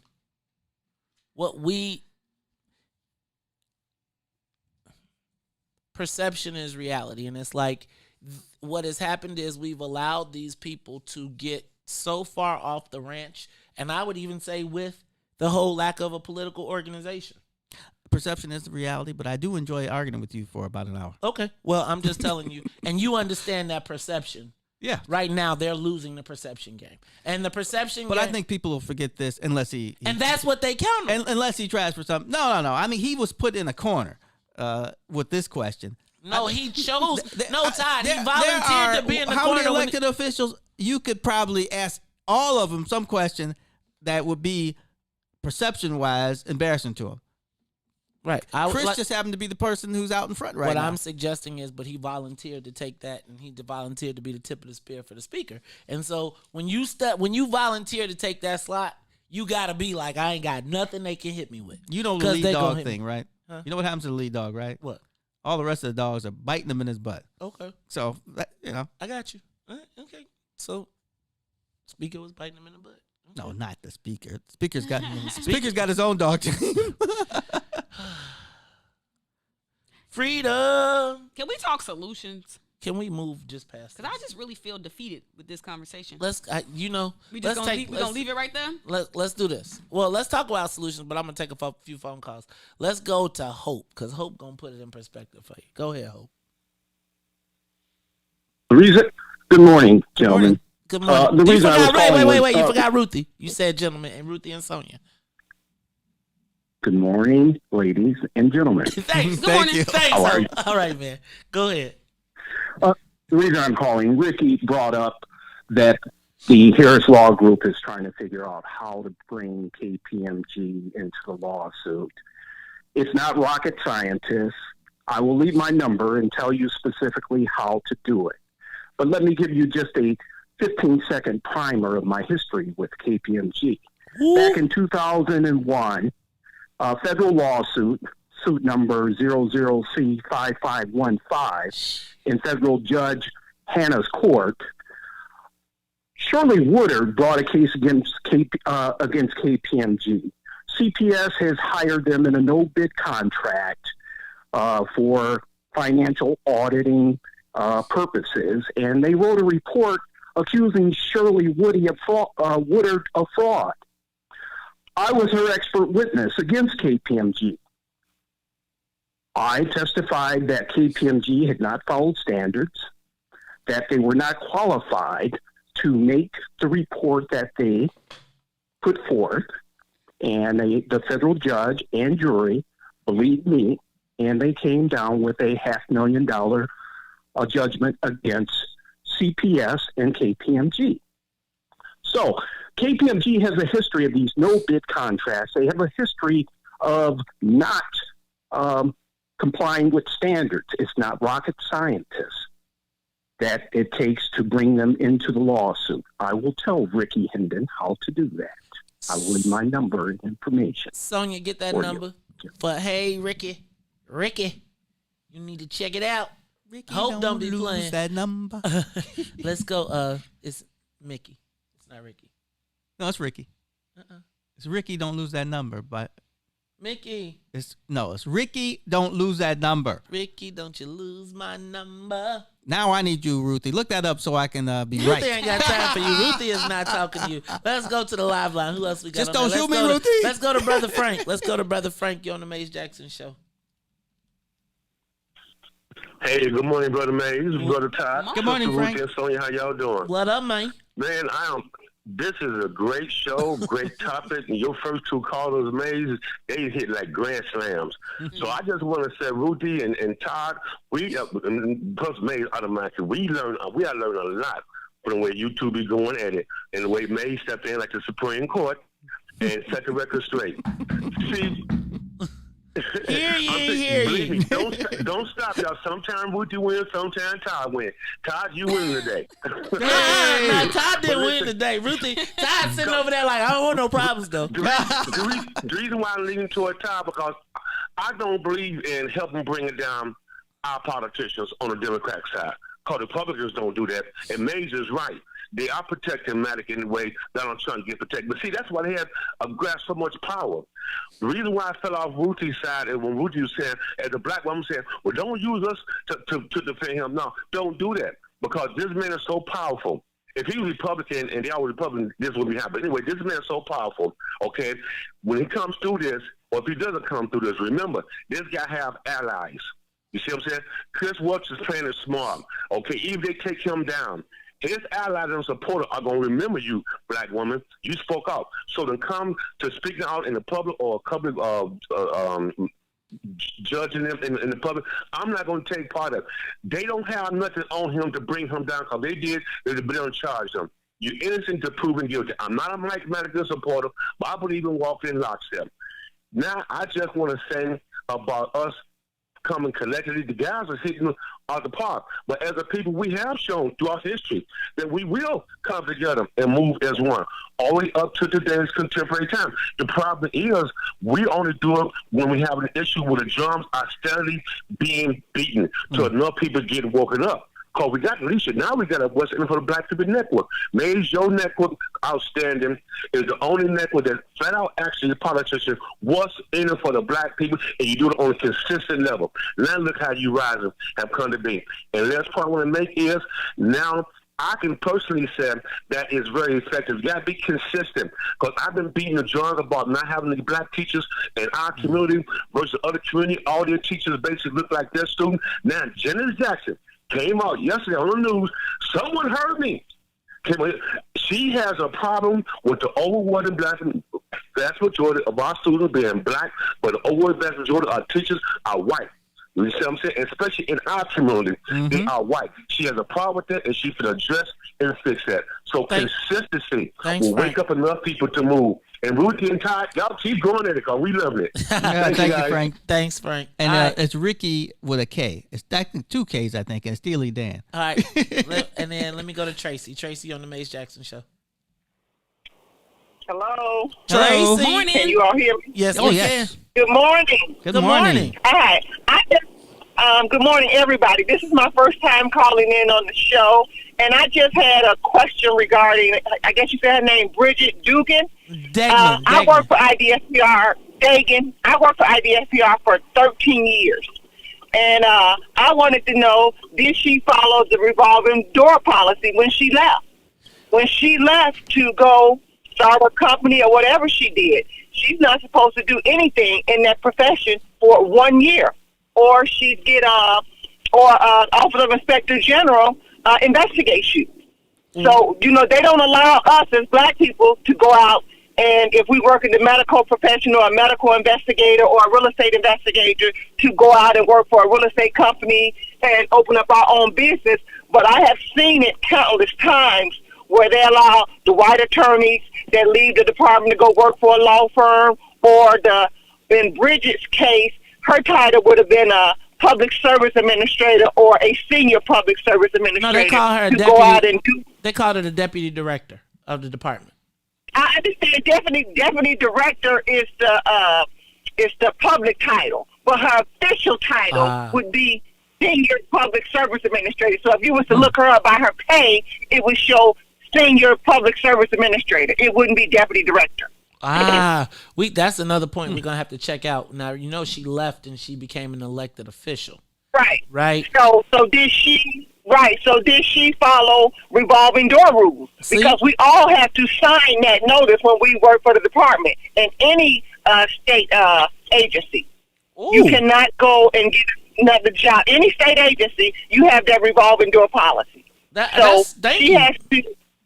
Oh, no, thank you, Tracy. Yeah. That's a good point to check out. Now, I'm going to tell you what I have witnessed a lot of times is the people go get the job at the place that they're going to work. They just kind of linger as a consultant off the back end, right? Mm-hmm. Like, so they sit at the place, and then when their year is up, then they go back and lobby all their people. Mm-hmm. So what I would bet is if I looked at this, if you looked at it, Bridget Degnan probably ran for office, right? Became probably became a legislator. And let's also remember, she wrote the rules. So she probably was able to write the rules so that, again, remember the whole trick of the white folks is write the rules so you don't break them. Right. And if she was in charge of developing the medical cannabis rules, let's be clear, because she said she was very meticulous in ensuring that she didn't break the law. That's what white folks do, right? They get the job, they learn all the stuff, they get the maximum benefit from it. Government jobs for white folks often are not for life. Not the connected ones. Government jobs are often for connected white folks a means to an end, right? It is, I have the experience in government so that I can then take this and go market it somewhere else. The only people that they start young. Right. Well, because the white people say, I knew you since you was a kid. You came to all my corned beef dinners and everything. So now I'm going to make sure that you're straight. Remember? That's why I'm telling you, Todd, it's offensive to me to know that a young, like a Kevin Morphew, can be making $300,000 a year. As the kid of a legislator who was never a legislator, you were a legislator, and I know what I pay you. Oh, and I also like to say, Chris Welch and I haven't even eaten lunch with Chris. We haven't played golf. We haven't eaten dinner. I just think Chris is smart and a nice guy. I think he is I think he's shrewd. I think he's very shrewd. I think he is the consummate politician, and I don't debate. That was a Bolingbrook word. Shrewd. Shrewd. I don't even really like that word, but I think it's proper. I got to tell you, I think Chris Welch has got to be one of the smartest elected officials. And if I'm Madigan, right, that's the black dude I want, because he's unflappable. I mean, it's like, and I think the family answer to that question, I think that part of it, I think he might have gotten thrown off just a bit. I think he should have been prepared for that. I think that the white boys are going to have the gotcha. And if that's on the list, anything that they could read about, they read about. I don't want to start an argument, but what do you think he should have said?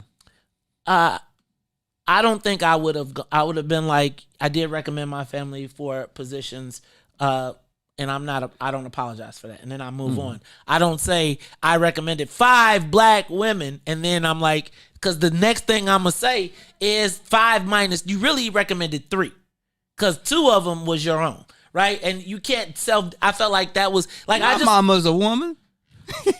That's what I said. And so I'm saying, here's what I'm suggesting. Chris is got to be one of the smartest elected officials, and I really don't even want to be stuck back on Chris, because I was at Bridget Dagan, right? Just so we're clear, that was Todd. I just wanted to know what you would say, since you thought his answer wasn't sufficient. No, I don't. I think it is tone deaf. It's not that part. I got that. I just wanted what you'd say off the top of your head. Well, I told you. Yes, you did. And it's Ruthie's fault. I think that really Illinois politicians are tone deaf. And I think they are creating these opportunities for more white reform people. I'm also tell you that I think a lot of this is going to be fueling the remap and the decisions that the mayor makes. You know what I think? I think this just popped in my head. That's why I started. I think that what has happened is all of a sudden the black elected officials realize, hey, wait a minute, we've got some power. No, they didn't. No, they haven't. Hold on, fist part. And they didn't have that before. They have it because of the unrest, but they don't have the support. So it's a strange position to have people upset, and all of a sudden you can do things, but the people aren't like pushing you. You have to kind of like manufacture this yourself. I think that the elected officials have been so used to not having to pay attention to people, and now they got to come up with something quick because there's unrest and people are paying attention to their role in it. I don't think that it's like if you was on the side of people, then the people would be like, let's go. I think that there has been, as I said before, especially there is a bubble that politicians operate in. You build a shield around yourself, and so what you say is, all of them people that don't agree with me, they're just the Mau-Maus. I remember we used to call them the Mau-Maus, right?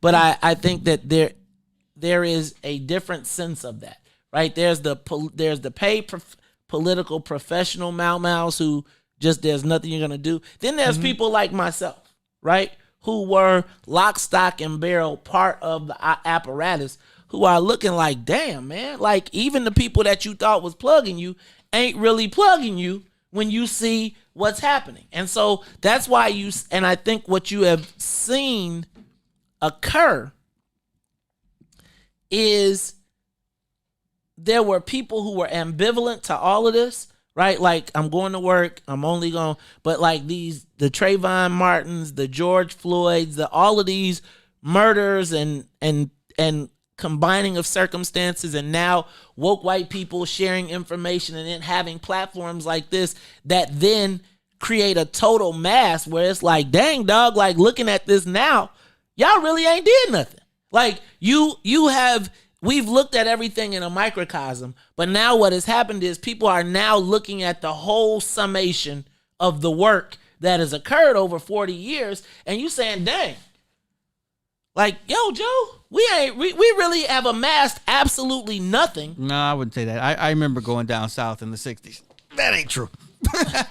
In Illinois, a totally different world. In Illinois, I'll put the ball back in your court. Over the last 10 years, what is the most significant? Let's not even go 40 years. Let's just go 10 years. People are looking at the last 10 years saying, man, 10 years ago, right? Because this scandal started in 2010, let's say where Chris started asking the questions.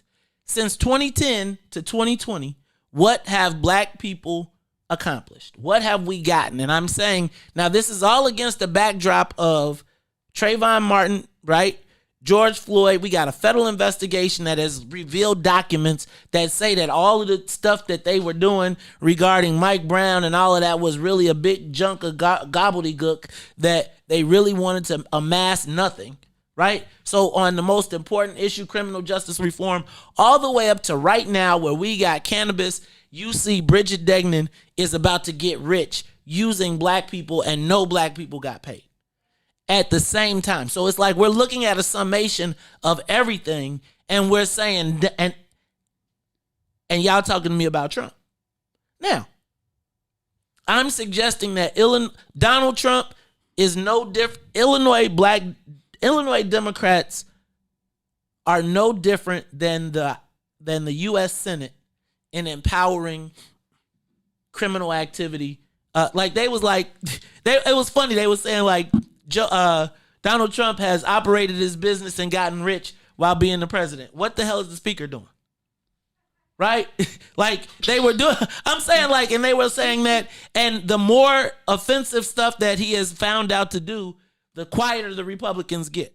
What's happening here with the Democrats? Like literally we have people defending the most powerful elected official in the state. Everybody admits it hands down.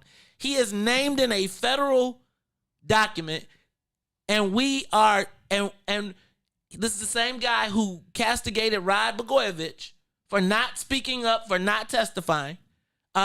Did Derek Smith through the same process, did Louis Arroyo through the same process, and it's like, we supposed to pretend like none of that happened.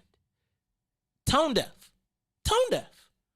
Quite frankly, and it's not just black elected officials. And it is that same tone deafness is why the alderman got ran over on aldermanic prerogative. Because you haven't invested in the people that so nobody sees the value in standing behind you. Like I fight for anybody black in trouble, period. But there is no value in standing behind almost all of them, because when have they proactively been on the team of somebody on the team of black people? Not your, and your family, while they are black, you do not get points for putting your family on. Like, don't even put that in the notes. Just say, don't even count that. Don't even count. Just say, that's a perk, but don't ever put that in front of my face and say, count this. Because that's not for us, that's for you. And the fact that we don't understand that is why Lori Lightfoot could turn around and make y'all and be like clap, because she understood the tone deafness of the black elected official, of elected officials in Illinois, and people reading these headlines and knowing that there's nothing that can be done. So then you wonder, how does this outsider from Ohio, because people who ain't from Ohio, all these people that's moving in are like, they did what? This is how fascists happen. But I'm saying this, the people who come in from out of town look around and say, wait a minute, you mean to tell me that I got to pay these crazy property taxes, and the guy who runs 1/3, and then y'all telling me that I got pictures of these elected officials standing with Trump, standing on the rooftop, part of the whole thing.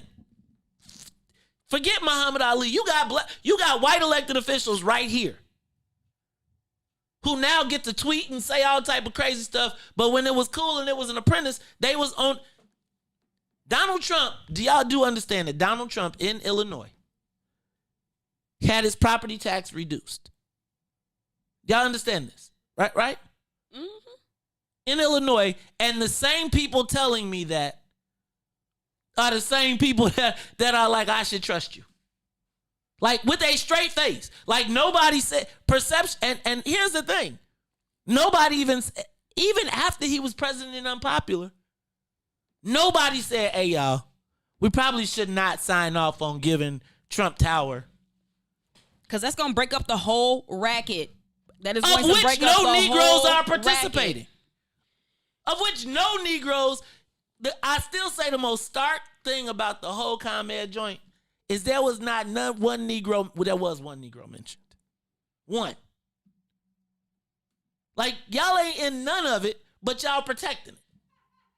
Like, I could see if you was part of the enterprise. You ain't even part of the enterprise. It's the major. Think about this. I literally read how one community got a grant that was less than what one of the lobbyists that was on Madigan's team. Whole community. And that's our win. It's the Maze Jackson Show. We'll be back. The Maze Jackson Show will be back after this break. Introducing your trusted source for high-quality black emojis, better known as Blackmoji. We believe black is beautiful, and that beauty should be reflected in the digital market. Now there is an app that does just that, starting with Black Greek letter organizations. Blackmoji D9 offers more than an emoji app. It is a cultural experience of black excellence.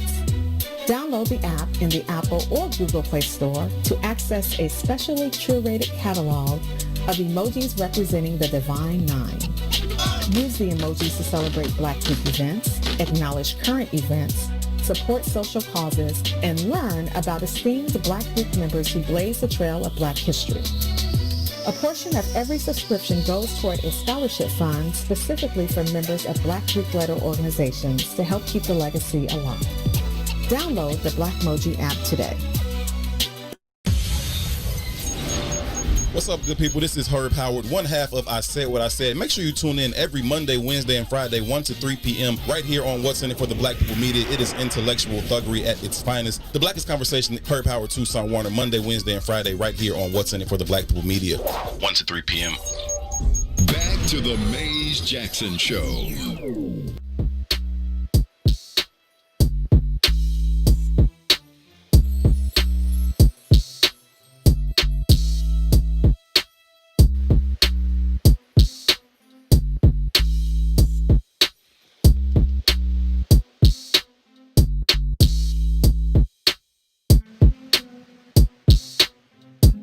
AM 1570 WBGX Harvey, Chicago.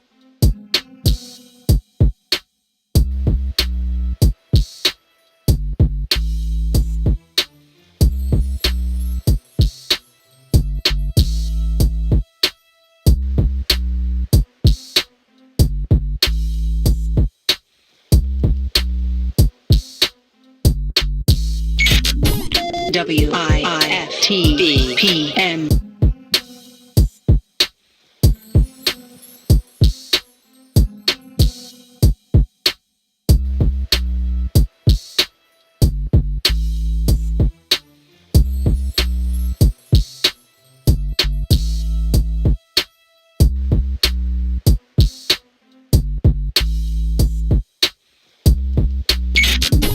WIIFTV PM.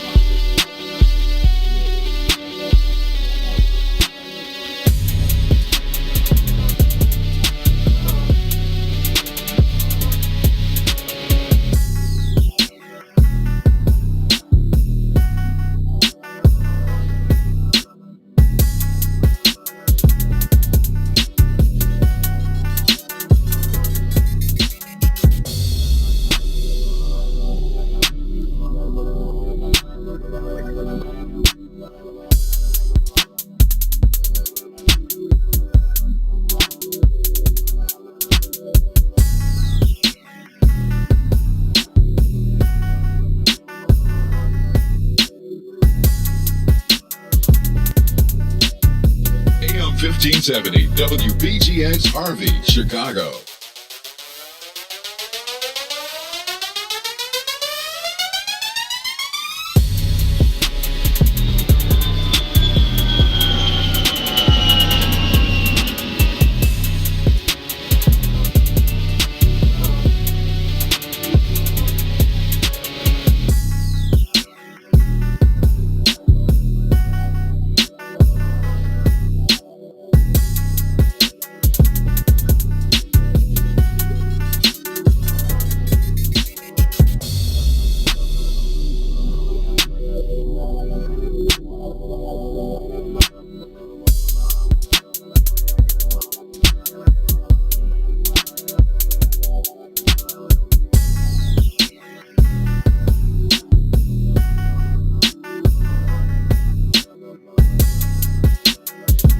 AM 1570 WBGX Harvey, Chicago.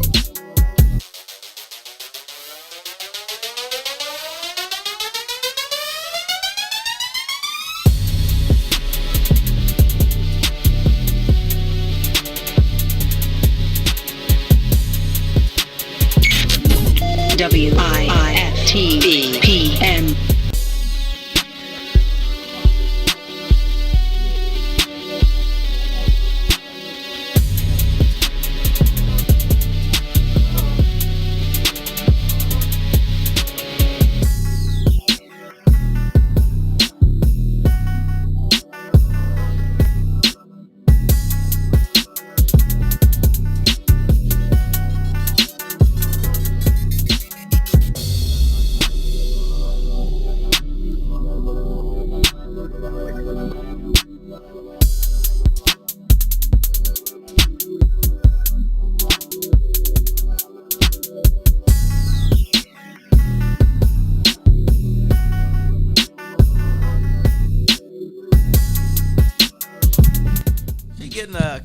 You are listening to the Maze Jackson Show. I'm your host, Maze Jackson. Good Lord, we having so much text stuff going on. I don't know what's going on with my Wi-Fi. It's that gremlin that was trying to kill William Shatner on that plane. Oh, okay.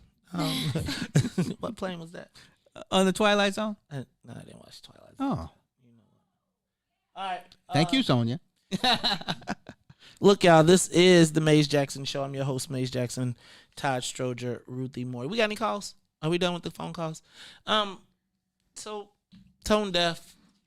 Ruthie, give me some solutions because I don't want you to be looking at me all sad because you're making me feel bad. Give me I just like to be solutions oriented.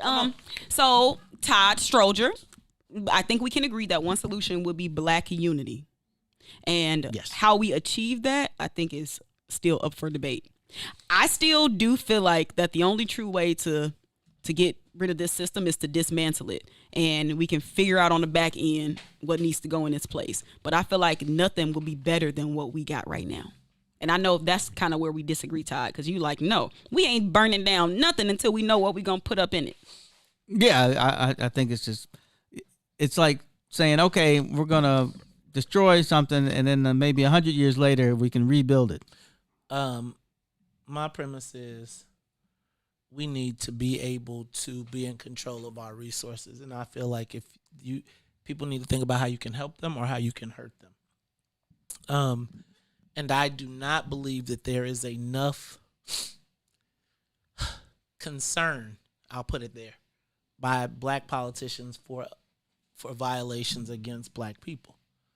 But I also think that there is a culture here that our elected officials don't understand, that they don't Salud. They don't. It's like there's this imaginary hybrid world that they're trying to live in. We know that patronage doesn't exist the old way. Right. And it's like we're trying to still make it that way, even though it's not. And so they justify their actions based on an old model that we need to be more advanced there. See, I am not against anybody taking care of their people. If I was an elected official, I would want to make sure that I had enough people in business that when it was time for me to take care of someone, that I would have done well enough by people that they could honor my request. Right? Like, how many black businesses can you pick up the phone and call and say, "Hey, I'd like to recommend XYZ to you. He's making $100,000 over $120,000 a year over at the white firm, but man, we'd like to see him. Can you help him move over here?" There's not very many people that could do that. No. Right? And so when you think about that, you think about how many white corporations have that option. You think about what happens when I have seen bust out white guys be able to be taken care of or be sustained by the relationships of their political mentor. I have not seen that opportunity for black folks, right? Like, literally, we don't have all of the calls that black people have to make are to white people for power. Mm-hmm. All of them. You got to call a white guy and say, "Hey, you got a construction company." Like, there's not, like, in every industry, we have not created one big guy or two big guys in any industry, right? And the white guys have the ability to hire the black people. So, like, you think about a case like say,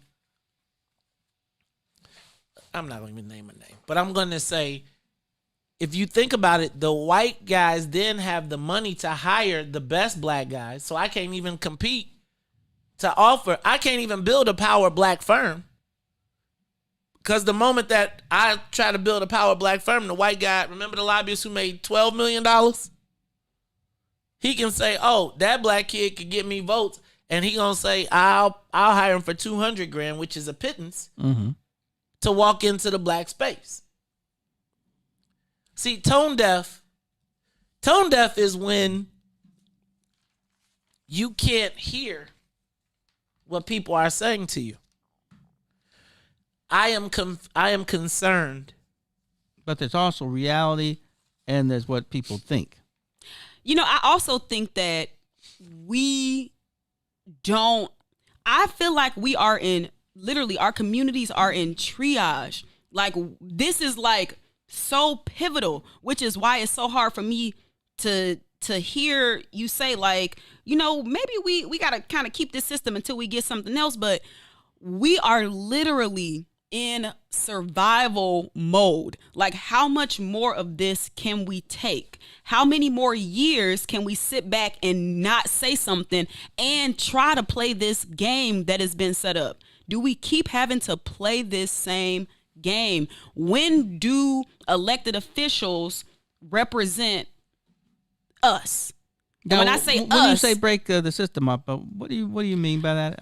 The way that it is so normal here in Illinois, and I know you say it's everywhere, Todd, but the way that it is so normal for our politicians, our elected officials, this system of government to really be enriching people and their families. If more black people were being enriched Ruthie, by the system, I hope there's bigger fish you want to fry. Because that's not our problem. That's just a little tiny thing. So the reason why I feel like it's our problem is because in America, the documents that were the foundation of our country were not written for black people. So when black people started to accumulate political power, it was legitimately to try to give us a fair shake, to just try to get us to be human. So now the political system has evolved from us trying to just eat with the white people to now the white people just giving us crumbs and telling and using our black elected officials to kind of quell the rest of the black people. And so it's just really disheartening when we can't even discuss things like, hey bro, we only got 5 of those without us having to go down the whole wormhole about how it's not really about the jobs and No, I want to talk about the whole system. My thing was, you don't know how much he got. You just know the snapshot. But that snapshot is telling into why we can't play within this system. So if we know that black people cannot play within a certain system, why shouldn't we take a match and burn it down? I'm gonna say this, and I'm not that far. I don't have to burn the system down. I say that there has to be a repercussion. There has to be a consequence for the offense of black people. Now, I'm not sure who decides what the offense of black people is, but I do think that there is a wanton disregard. I think that almost all the black elected officials live in a bubble that make sure that the people that them and themselves are straight, and then they can rationalize why everybody else is not. Right? Whether it's they're not qualified, they didn't go to college, they didn't do all of the same things, etc. When we can rationalize, again, white folks getting wealthy and black folks not getting wealthy at the same time, doing the same thing, when white folks can come into our neighborhoods and do better than us within a year. It's crazy. I feel like we don't have to live like this. Like, just because it's been this way for so long, we don't have to live like this. And the minute that we start to be like, you know what, we don't have to live like this, that's when we'll rise up and unify. But if we consistently keep taking the 30 shillings and everybody else get nothing, it's you know a what problem. You learn the longer you do things is, you know what? I can't help everybody. It's impossible. I only can help as many people as I can help. But I can't help everybody because, for one thing, everybody don't want to be helped. I think that we have convinced ourselves. Like, we parrot their narrative about us. No, I don't. I see black people all the time. I didn't say you. I said we. I don't want to be part of we. Okay. I if there is nothing else that you can see from the Madigan ComEd deferred prosecution, is that there is really nobody black that is really in the know. Like, I mean, you have seen mayors, you have seen lobbyists, you have seen the mention of no black people with the exception of one.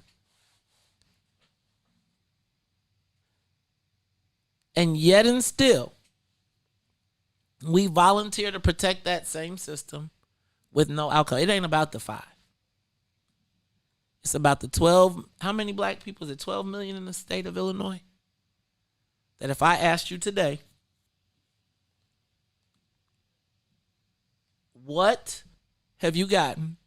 And again, what have we achieved in the last 10 years for black people? And, I was thinking about the whole corporate board diversity and all of those different things. And I was talking to one of my other mentors who was like, we so busy trying to do corporate board diversity because that sounds so good for us to be. But when you one black person getting $70,000 a quarter going to the meeting and it's 10 white people, you're not finna stand up. Have we built up our local grassroots? Do we have retail? Do we have any of those things? It's lofty goals. Because again, if we can put the person that we put on the corporate board, you saw when Madigan would put the person on the corporate board so he could what? That don't mean that we are part of it. And diversity. Look, man. You have to have a foundation to build a house. I wholeheartedly agree, but if we allow them to use all of the bricks to build their own houses. I'm tired of sleeping on the street. I was agreeing with you, but no, you had to jump on me. No, I didn't jump on you. I know. I'm just saying that. No. I think we're using, this is what I feel like. The collective bricks are being used to build your house. Your mansion. Right. What? Your mansion. Now I'm confused again. What happened? So if I ask you, what happened to the black portion, and you say, I'm taking these black bricks and I'm building this house over here. Now it's the bricks for everybody, but you took and the bricks for everybody where we supposed to get 500,000. Not to say you don't. You took 5, and of the 5, you took 2 and put them to build your own mansion and gave us back the 3. There's a one for, that's not good because one for you, one for me. Because the 5 bricks are part of the whole foundation. Those 5 bricks, I'm assuming they're part of your foundation. I'm assuming those 5 bricks were black, right? No, I'm not going to assume that. I'm not going to assume that at all. Why would you assume that? I would assume that. I don't know why I would assume that. All right, I'm saying, why would you assume that if he has a constituency that is diverse? I know that's why I said. Why would you assume? That's why I said. I don't know why I said that. Right? I mean, Ruthie made me do it. I think you think about. I think you think about that same situation, and that's the same group that tried to put the when the black guys got the hospital group, tried to put them out of business. Remember Dr. Whitaker? Yeah. Remember when they wanted to close? Who that was who tried to do it though? Chris. Well, remember they closed. Remember the black people. Now let me just point out something real quick. Let me show you something. Now, and that's the same town, Melrose Park, where they could have reopened that hospital and paid Eric Whitaker to do it. Right? Remember when the black person came on and told us how great J.B. Pritzker was, and they built a hospital and they rebuilt. Why did that couldn't have been when Dr. Whitaker's hospital? See that if we can go on TV and dog Dr. Whitaker and those guys for the hospital and the lack of service and care and be up there, why not turn them into the multimillionaires when you use Walsh to go build out and all these people got. See, man, I hear, but I also think that is the public's problem, because the public is supposed to get up and get upset, and once the public gets upset, then they use that sword you're talking about, that spear. They use the spear. The spear is really, it's not the head. The whole spear is the elected official. The public is supposed to grab the spear and start poking with it. Not if you ain't got to talk. If I've convinced you that you are this. See, my thing is, are you the spear for us, though, or are you the spear for the speaker? Well, somebody's got to grab that spear. That's the problem. You got to grab the spear. But you don't grab it because he's passing it out. But see, grabbing that spear, or was it given to him? Would be dismantling the system. Grabbing that spear is... that's politics. See, we think that politics is something foreign. No, everybody is supposed to do it this way. We're just not doing it. Everybody's supposed to do it what way? You are supposed to get together and you say, you know what, this is what we want. Then you go see your elected official and you force him to do what you want. But we think, well, we're going to stand by it, and he ain't going to do what we want, even though we're not going to tell him what we want. You know why that is? Because we know that a lot of black elected officials are in the pockets of the whole power structure. You know what they call that? Self-fulfilling prophecy. So if I don't do anything, then exactly what I think is going to happen is going to happen. No, I think that's the problem, is that when people say, you know what, we not about to take this no more, then we have people saying, whoa. Don't you burn down the house with us in it now. I get so tired. Well, no, that's just smart. Can I tell you what, Todd? Hey, my house burned. I know what it's not. It's no fun. Can I give you the perfect example? Yes. Not the perfect example, because I'm not going to say that. But I was just thinking about this. So I often hear black people in power when black folks say, hey, we want to do business at your agency. Right? And they will say, well, did you fill out the paperwork? Did you get online? Did you sign up? And did you register in our database? And then the black people be like, nah, I'm not doing that. Nah, I'm not doing that. Because every time I do it, it don't work out. And the person, and they say, well, no, you can't. Nothing beats a fail but a try or something. You know, they got the whole reason. So imagine then you fill out all your paperwork, right? And you submit it and you wrote 30 pages of why you were qualified and whatever, and you know they're picking 5 slots, right? That's 5 jobs. And you're number 6, but you knew that when you didn't know that when you submitted that the people that told you to submit also had their own candidates in the race, right? So now instead of you competing for 5 slots, you're really competing for 3 slots, right? With 20 people. The fix is always in, right? The fix is always in. Whether it's Bridget Degnan, whether it's the committees that are put together to show us, what you have to recognize is that everything that we have seen is that there's at no point in Illinois politics is the fix not in. Look, when you talk about this, we can stand in the streets and fight, but you know who we're going to be fighting? We're going to be fighting each other, because that's what it sounds like. You know how the Brown versus the Board of Education comes about?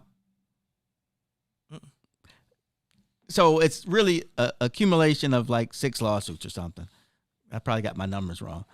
So all these people were all suing for the same thing, but then it becomes one case, and then you have the NAACP take that case and Thurgood Marshall and fight that case and win.